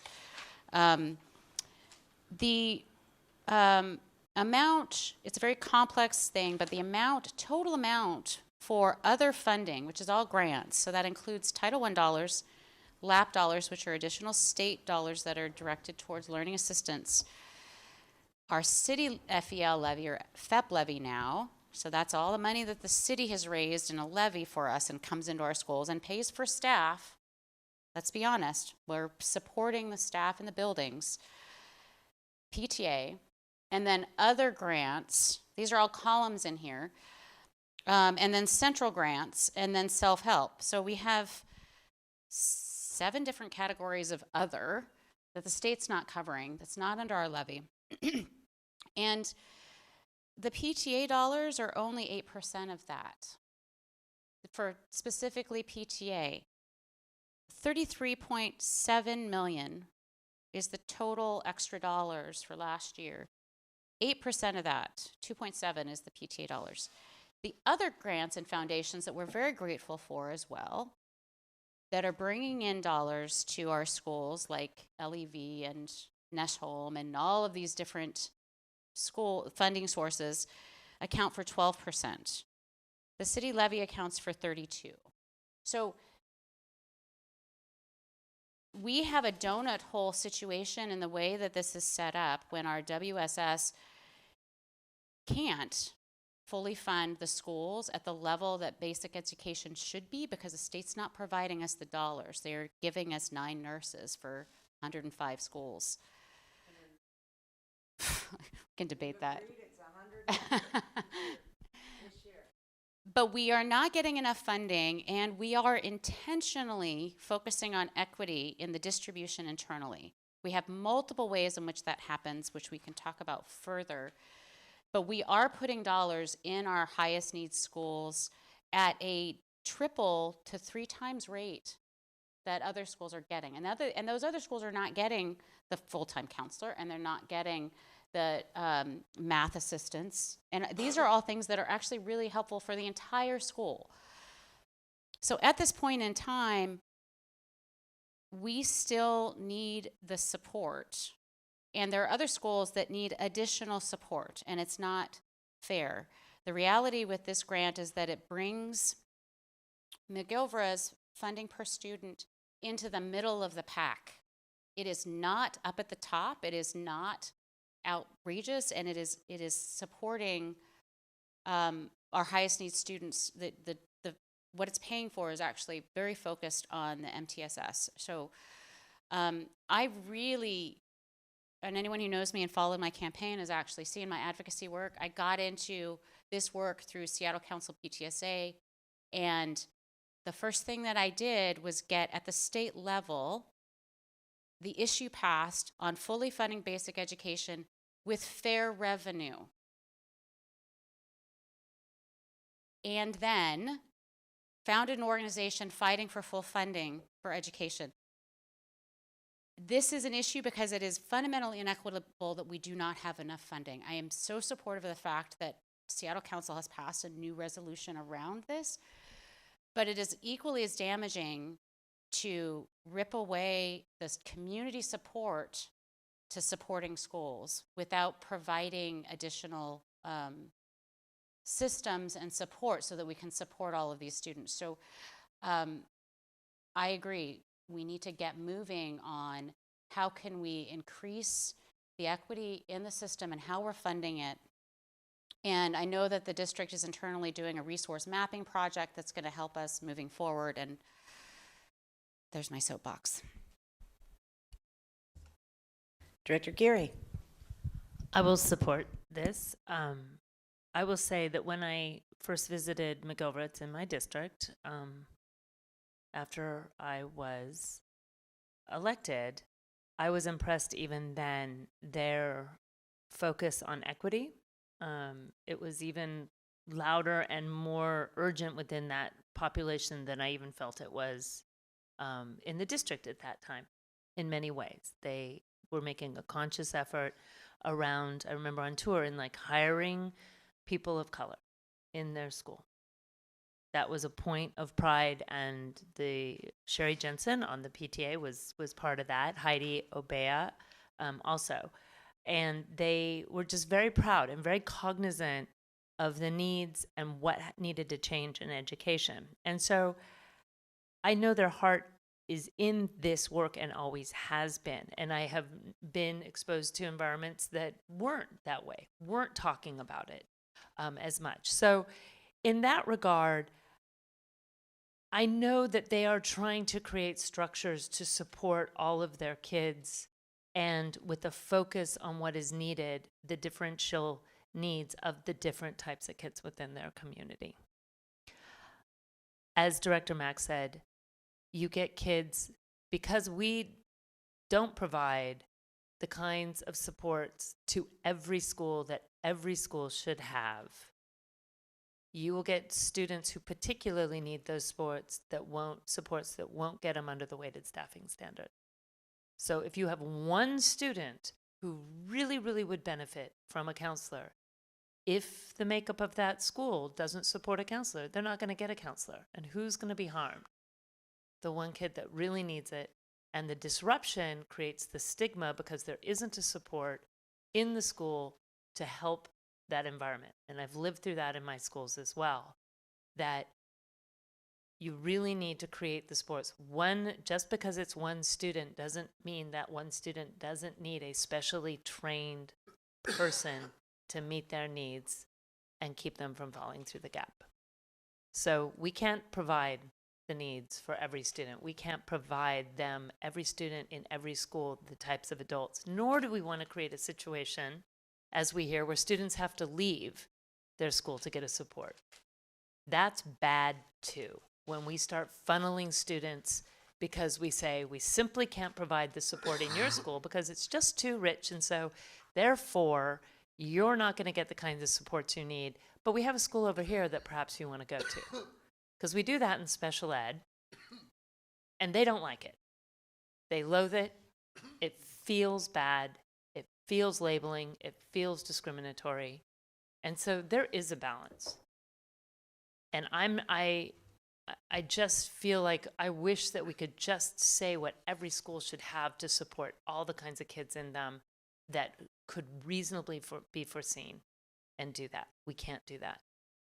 We have a city who has said, yes, we want to spend more, and we have a state who said no. And so it's not the hearts of our city that don't want to do more. And so punishing the people of our city for trying to do more is not good. And yes, we need to create a structure. And that, it sounds so easy, but it's a big body of work. And it's going to take somebody who really wants to step up and figure out how to create a structure to take the private funding and create the structures around equitable distribution and analysis of the students' needs. It sounds so easy, and it's going to be so hard. Just like when people said, you really need to look at advanced learning. And I said, that's going to be a multi-year body of work, and it has turned into a multi-year body of work, because it's a body of work that's going to take a lot of input, a lot of careful consideration, policy changes, all of that stuff. So it's not easy, but it's work that needs to be done.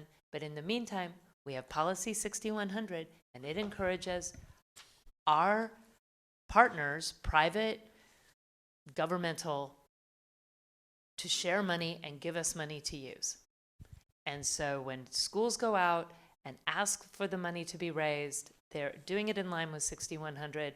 So we need to, if we're going to honor our policies and let these schools do what they think they need to do to meet the needs of their students, then we have to honor that work until we've come up with the structures that they can do it in a way that is different.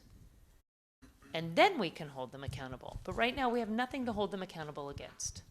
There's no standard to hold them accountable against other than big amorphous words. And that's not fair to the people trying to just get education in an underfunded system. Director Patu, did you have comments, questions, concerns about this one? No, I think Director Gary pretty much said pretty much what I thinking. I appreciate that. Okay, I've got questions for CFO Berge and Deputy Nielsen, please.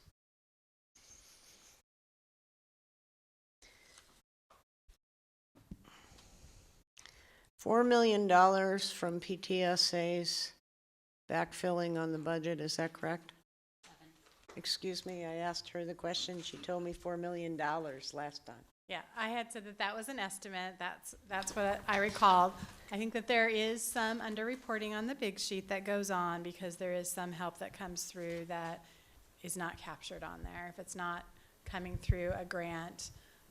So we have talked about some ways to make it more transparent as we move forward, where it has to be separated, taken out of self-help. So right now there's some other things running through self-help that get buried in there, and we can bring those out and be more transparent about what's going on. Okay, and do you have a sense of how much money is being how much money is being run through self-help from PTSAs? I can tell the total amount here on the Aiden, I'm sorry, thank you. Yeah, I think that the big sheet is what we know and is slightly understated. I don't have the number off the top of my head. I did not bring a big sheet with me. Okay. And Deputy Nielsen, I recall more than a few conversations on this. It was my understanding there is in fact a policy that prevents PTSAs from buying staff. Is that correct or no? I'd have to look. I'm sorry, Stephen Nielsen. I don't. I'm not trying to put you on the no, spot. it's I'm fine. just trying to check my recollection. As far as I'm told by Jolene, no, and no, thank you. Okay. How do we address the testimony that we've heard, not just tonight, but otherwise, where we've got schools that are raising upwards of $350,000, and we've got some of our highest needs high schools that are lucky if they raise $2,000. And I see it in District 6. I see that wide disparity, and there's been more conversation between those schools. There's been more volunteer assistance between those schools, but we're really not hitting the issue. How do we get there from here? Well, I will, rather than give a very long answer, I will give what I hope is a short answer. In spite of the fact that the big sheet may not be completely accurate, one thing that it does clearly point out is that we do have a weighted system to provide more funds to higher need students in their higher need schools. So for example, I will, and I'm doing this all from memory, if you look at all of our regular high schools, our regular opportunity high schools, Rainier Beach has the highest funding per student of any of them by a considerable amount. And what that tells you, and that includes all of the funding that is represented on the big sheet, what that tells you is that in spite of the fact that we don't have enough resources to do everything that we want and need to do, we do have a model that does better than what we could do if we just allocated it out in a direct, smoothing fashion, if you will. The other thing that I would say is that the purpose of the levy is to enhance education, not to provide basic education. So in some ways, this is the same subject. We're talking about outside funds, grants, in this case from the PTA, that we use to address student needs. I wish I could tell you that I'm confident that the legislature will help us fix this problem. I am not. They do make incremental improvements, but until they do so at a macro level, I believe that we're in a position where, like it or not, we need to look for every resource we possibly can in order to help our students. I hope that answers your question. It touches it, thank you. And I'm not sure I expect point-to-point answers, and I appreciate that. John Stanford International School and McDonald in the past came to us with extremely high PTSA gifts to hire IAs, etc. And I remember that causing a great deal of consternation years and years in a row. And they went back and changed their delivery system so that their PTSA did not have to ask for that much money. I'm extremely troubled by that, and I take Director DeWolf's words to heart that the responsibility belongs on this dais, but I will suggest to you as well, Director DeWolf, that is a responsibility shared by staff and the PTSAs and our communities, because we talk a really good game about doing a foundation or pooling money, et cetera, all wonderfully controversial topics. We've got big gives as opposed to doing the auction circuit. And that is energy and brilliance that I would much rather have in Olympia than writing checks or begging our community providers for silent auction items, if you will. The other part of this that strikes me is we've got a new superintendent who is busting her backside here, going out looking for money from the various foundations. And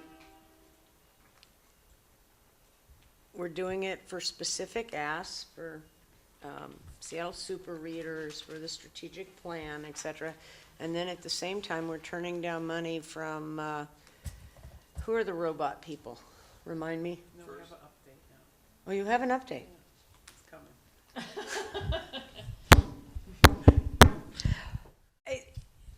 We don't seem to have a sustainable system given the lack of funding. But we can't be creating private schools within public schools when we've got schools that are hurting and harmed. I'm not going to vote this down, in large part due to the advocacy of my colleague, Director Mack. But I continue to have an ulcer over this issue, and it's not right, and it's embarrassing, and we've got to embrace it and fix it. Other comments, questions, concerns, or can we take the roll? Roll call, please. Director Burke? Aye. Director DeWolf? Aye. Director Geary? Aye. Director Mack? Aye. Director Patu? Aye. Director Harris? Aye. This motion is passed unanimously.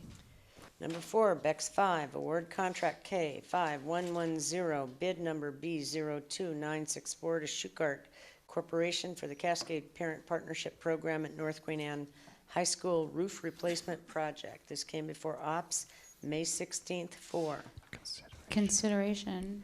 approval of this item would authorize the superintendent to execute construction contract K5110, bid number B02964 with Schuchart Corporation in the amount of $2,128,962, including base bid plus alternate number 1 and alternate number 3, plus Washington state sales tax, with any minor additions, deletions, and modifications deemed necessary by the superintendent, and to take any necessary actions to implement the contract.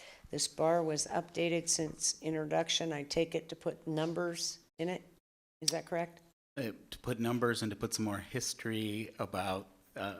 As much requested by us. Thank you. I was reminded, Fred Podesta, Chief Operations Officer, I was reminded by the board that the board directors were interested in the history of the previous roof replacement. Ironically, we cannot find one. This is a 1914 building. We have no records. District has no records for a comprehensive roof replacement. We've talked to the permitting department and cannot find building permits for a complete roof replacement. We dug into the roof, And there is roof material that appears to be 25 years old or so. That must make the fire department very happy. So that tells me it was, well, there was, the building was leased to Northwest Center for a period of time, and that this was piecemeal work that has been done over the years, but we're at a stage now where we need a new roof. Thank you. Motion, please, kind sir. I move that the school board authorize the superintendent to execute construction contract K5110, bid number B02964, with Shukart Construction in the amount of $2,128,962, including base bid plus alternate number 1 and alternate number 3, plus Washington State sales tax, with any minor additions, deletions, and modifications deemed necessary by the superintendent, and to take any necessary actions to implement the contract. Second. Questions, comments, concerns? Director Geary, Director Mack, Director DeWolf. Thank you for the inclusion of the history, and thank you, it was on consent, but I went in and I read the history on the item on consent as well, so I appreciate them both. Thank you very much. Thank you for reminding us. Director Mack. I got to visit Cascade Parent Partnership Program recently, and this building was the Northwest Center preschool. It was a big contentious issue when they were moved out and the Cascade Parent Partnership was moved in. But it's really exciting work that they're doing at that school, and it'll be a great, they've had some, fresh paint and so forth since they moved in, but this is going to be really helpful for their students. Director DeWolf. Thank you. I have a couple of questions here. So per state law, we are required to have 15% apprenticeship utilization on contracts over $1 million.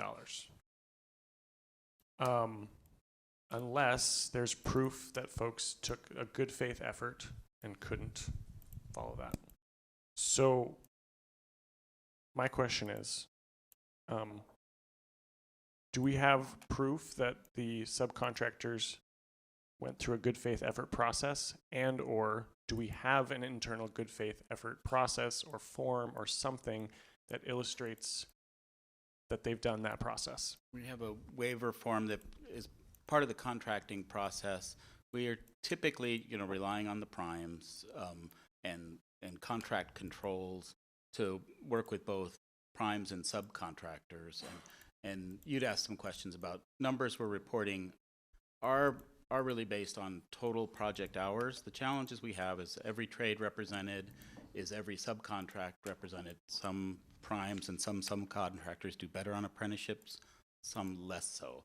So I think as we pursue, as we explore either project labor agreements or community workforce agreements, I think we'll also be looking internally at our own controls and how much we lean in on apprenticeship or any of the social equity programs involved in public works contracting. So we're mostly relying on affidavits and information that's reported to labor and industries. And, those are built into our contracts that you're required to do that from a contract mechanism. We don't do, independent audits and investigations ourselves. It's just not been a practice of the district. So can you include or at least send the board what that form looks like? Sure. And the form as it was filled out for this particular item.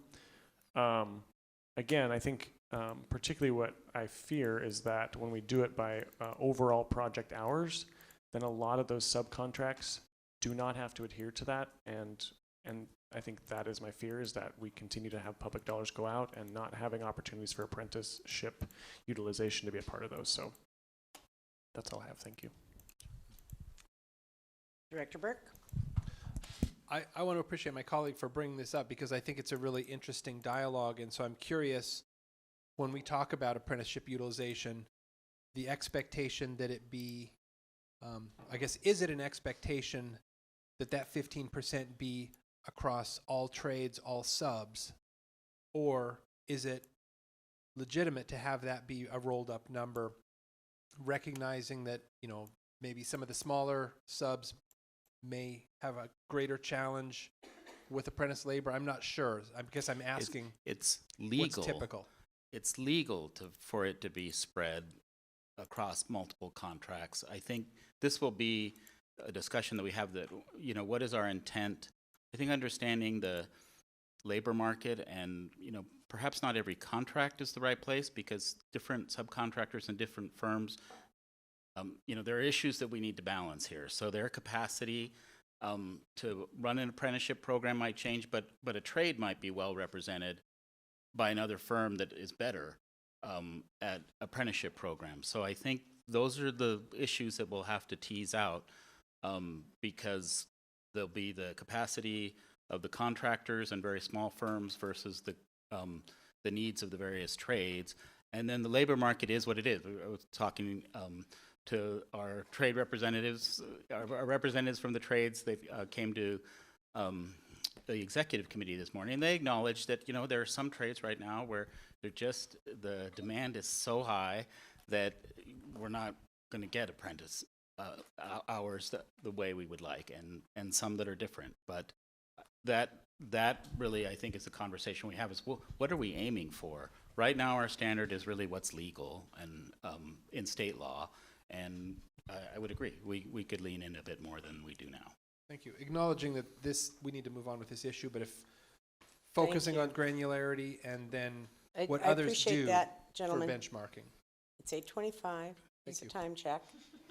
We have had a great deal of thoughtful conversation today. I've had a lot of coffee. I appreciate that, but we are not staying here until 11:55 tonight. Not even close. So with that said, roll call, please. Director Burke? Aye. Director Wolf? Abstain. Director Gary? Aye. Director Mack? Aye. Director Patu? Aye. Director Harris? Aye. This motion is passed with a vote of 5-0 to 1. D, intro items. Number 1, approval of the naming of the Rainier Beach School Library, which came before exec May 22 for approval. Approval of this item would approve the naming of the Rainier Beach High School Library located at 8815 Seward Park Avenue, South Seattle, Washington. So I'm here because I have an administrative role in this, which is why my name is on the bar, but there's such a affection and uniformly across all district staff for Director Patu. We really like our leader, Superintendent Juvenile, to speak to this. Yeah, well, thank you. And we all know, Director Patu, how important you have been to the legacy of this district and the legacy that you will leave. We'll be sad to see you go, but we know that you put great things in place and that you have been an unwavering, unapologetic advocate for your district time and time again. And so as thoughts swirled around about what should happen upon your exit from Seattle Public Schools School Board, there was a lot of conversation about how this would be a fitting tribute. And so I just want to read the background statement. Betty Patu has served the students of Seattle Public Schools for over 40 years in various leadership positions. Her dedication to young people has made her a pillar of the community and a tireless advocate for educational justice. Ms. Patu's fierce commitment to providing quality education to diverse student groups is demonstrated every time she speaks aloud of her students. There is no question that she sees herself as part of a community to support students as if they were her own children, and that the community sees this in her. Ms. Patu's leadership saw the highest number of students of South Pacific Islander descent graduate from a public school in any one year. Her work influenced the way the district serves and engages students of color. Betty lives her life dedicated to her passion and has raised a family who is also tirelessly devoted to educational justice. Ms. Patu is known and respected for her deep roots in her community and her lifelong pursuit of educational excellence. It is therefore fitting that her legacy be honored by naming the Rainier Beach High School Library for her. Thank you, Director Patu.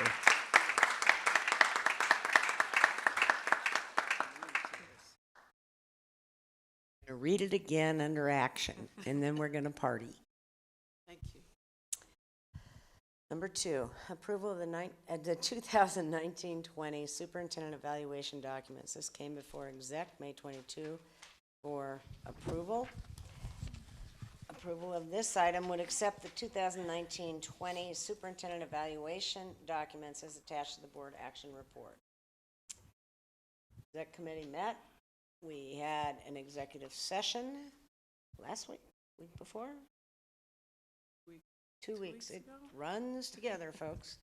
And we're still drafting the statement that will be attached to it. And, you know, on our worst day, we're still doing better than we used to do. And for that, I thank you. We're still learning to work together. And we still set new goals and aspire higher. And this feels a lot better than it felt 4 years ago. And again, that's due to the hard work of the folks in this building, not just the wall, and the folks here on the dais. And I'm really proud of that. Are we there yet? Most certainly not. Are we going fast enough? Most certainly not.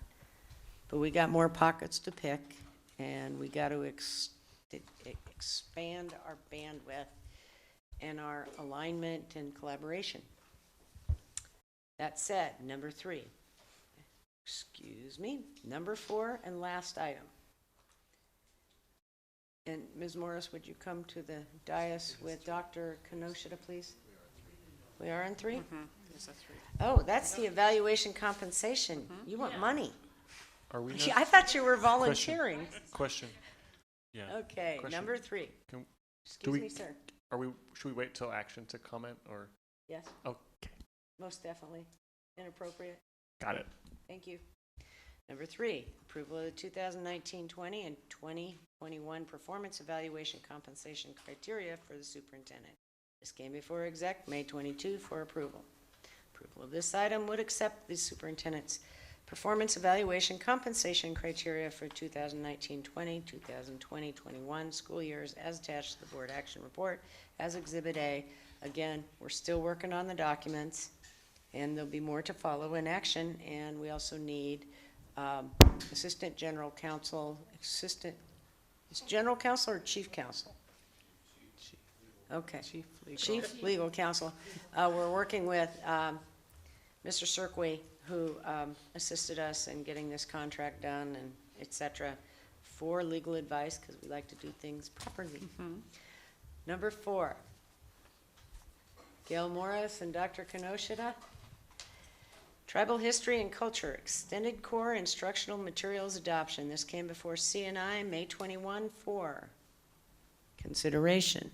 Approval of this item will waive board policy 2015 while maintaining compliance with state law and approve the Instructional Material Committee's recommendation to adopt tribal history and cultural instructional materials for all K-12 Seattle Public Schools classrooms. Is there a reason this isn't called since time immemorial? I believe we're using the language of the legislation, but we could easily have used that title. And that's a reason, thank you. Can you take a few minutes to tell us a little bit about the history here and where we're going and how we're going to get there? Please.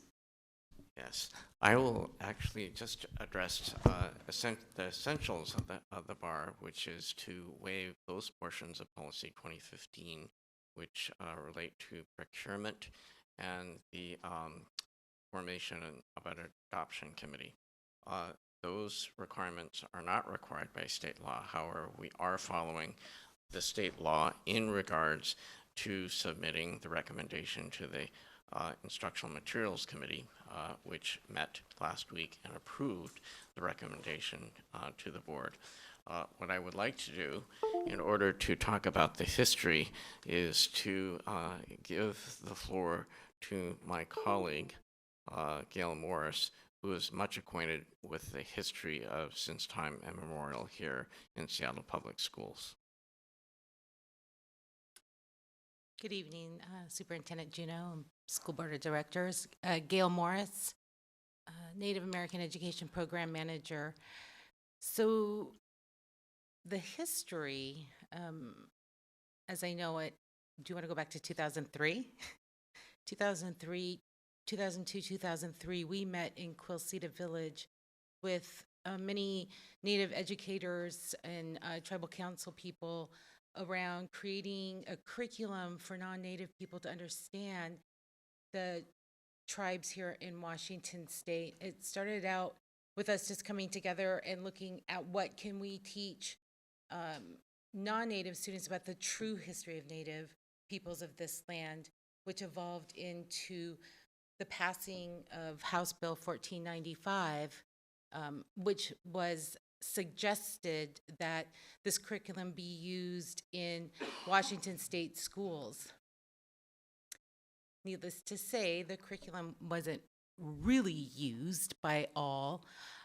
So then they moved forward and created Senate Bill 5433 through Senator John McCoy, and that passed in May of 2015, that required the teaching of since time immemorial.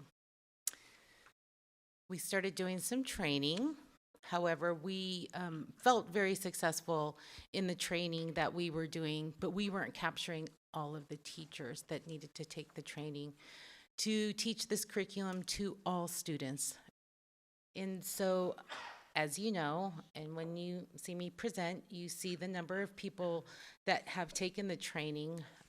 And it, while they're great numbers compared to many school districts, for Seattle Public Schools, we could really raise those numbers. This last year, we trained high school teachers. I would say that we captured maybe 1/5 of all high school teachers, which was really disappointing because we did have funding for it, and we had textbooks to give out to the teachers for them to use, and they loved it. We just did training with Chris Drape's team on Monday, and they're excited to start working with teachers around this curriculum as well. So then that raised our numbers up to somewhere close to about 45. Can you go back and who is Chris Drake's team? He, This sounds a little inside baseball for your I know, video. this just keeps moving on me, so, oh, there we go. There it is. Chris Drape, he is the, is he a manager? A manager for the consulting teachers formerly known as the Star Mentors. Yes. So we had a great training on Monday with the teachers. We gave out a lot of curriculum. We asked them, because we weren't planning with them because they're not classroom teachers, we asked them how we can support their work in the schools, and we had really great dialogue around that, and we're excited to get moving. And so here we are. We're ready to implement this. We are focused on looking at middle schools next year and some option schools, and really just focusing on how we're going to get the support and have some demo teachers. I mean, we are locked in. We are ready to start this training. We're excited, and I know that many teachers and are excited. One of the biggest requests that we do have is how do we market this and get this out to the buildings? That is something that I would love to have more dialogue on. I have a couple of questions, if I could, please.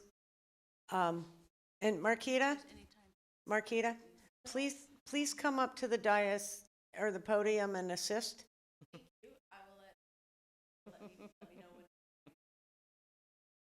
It's always Okay. important.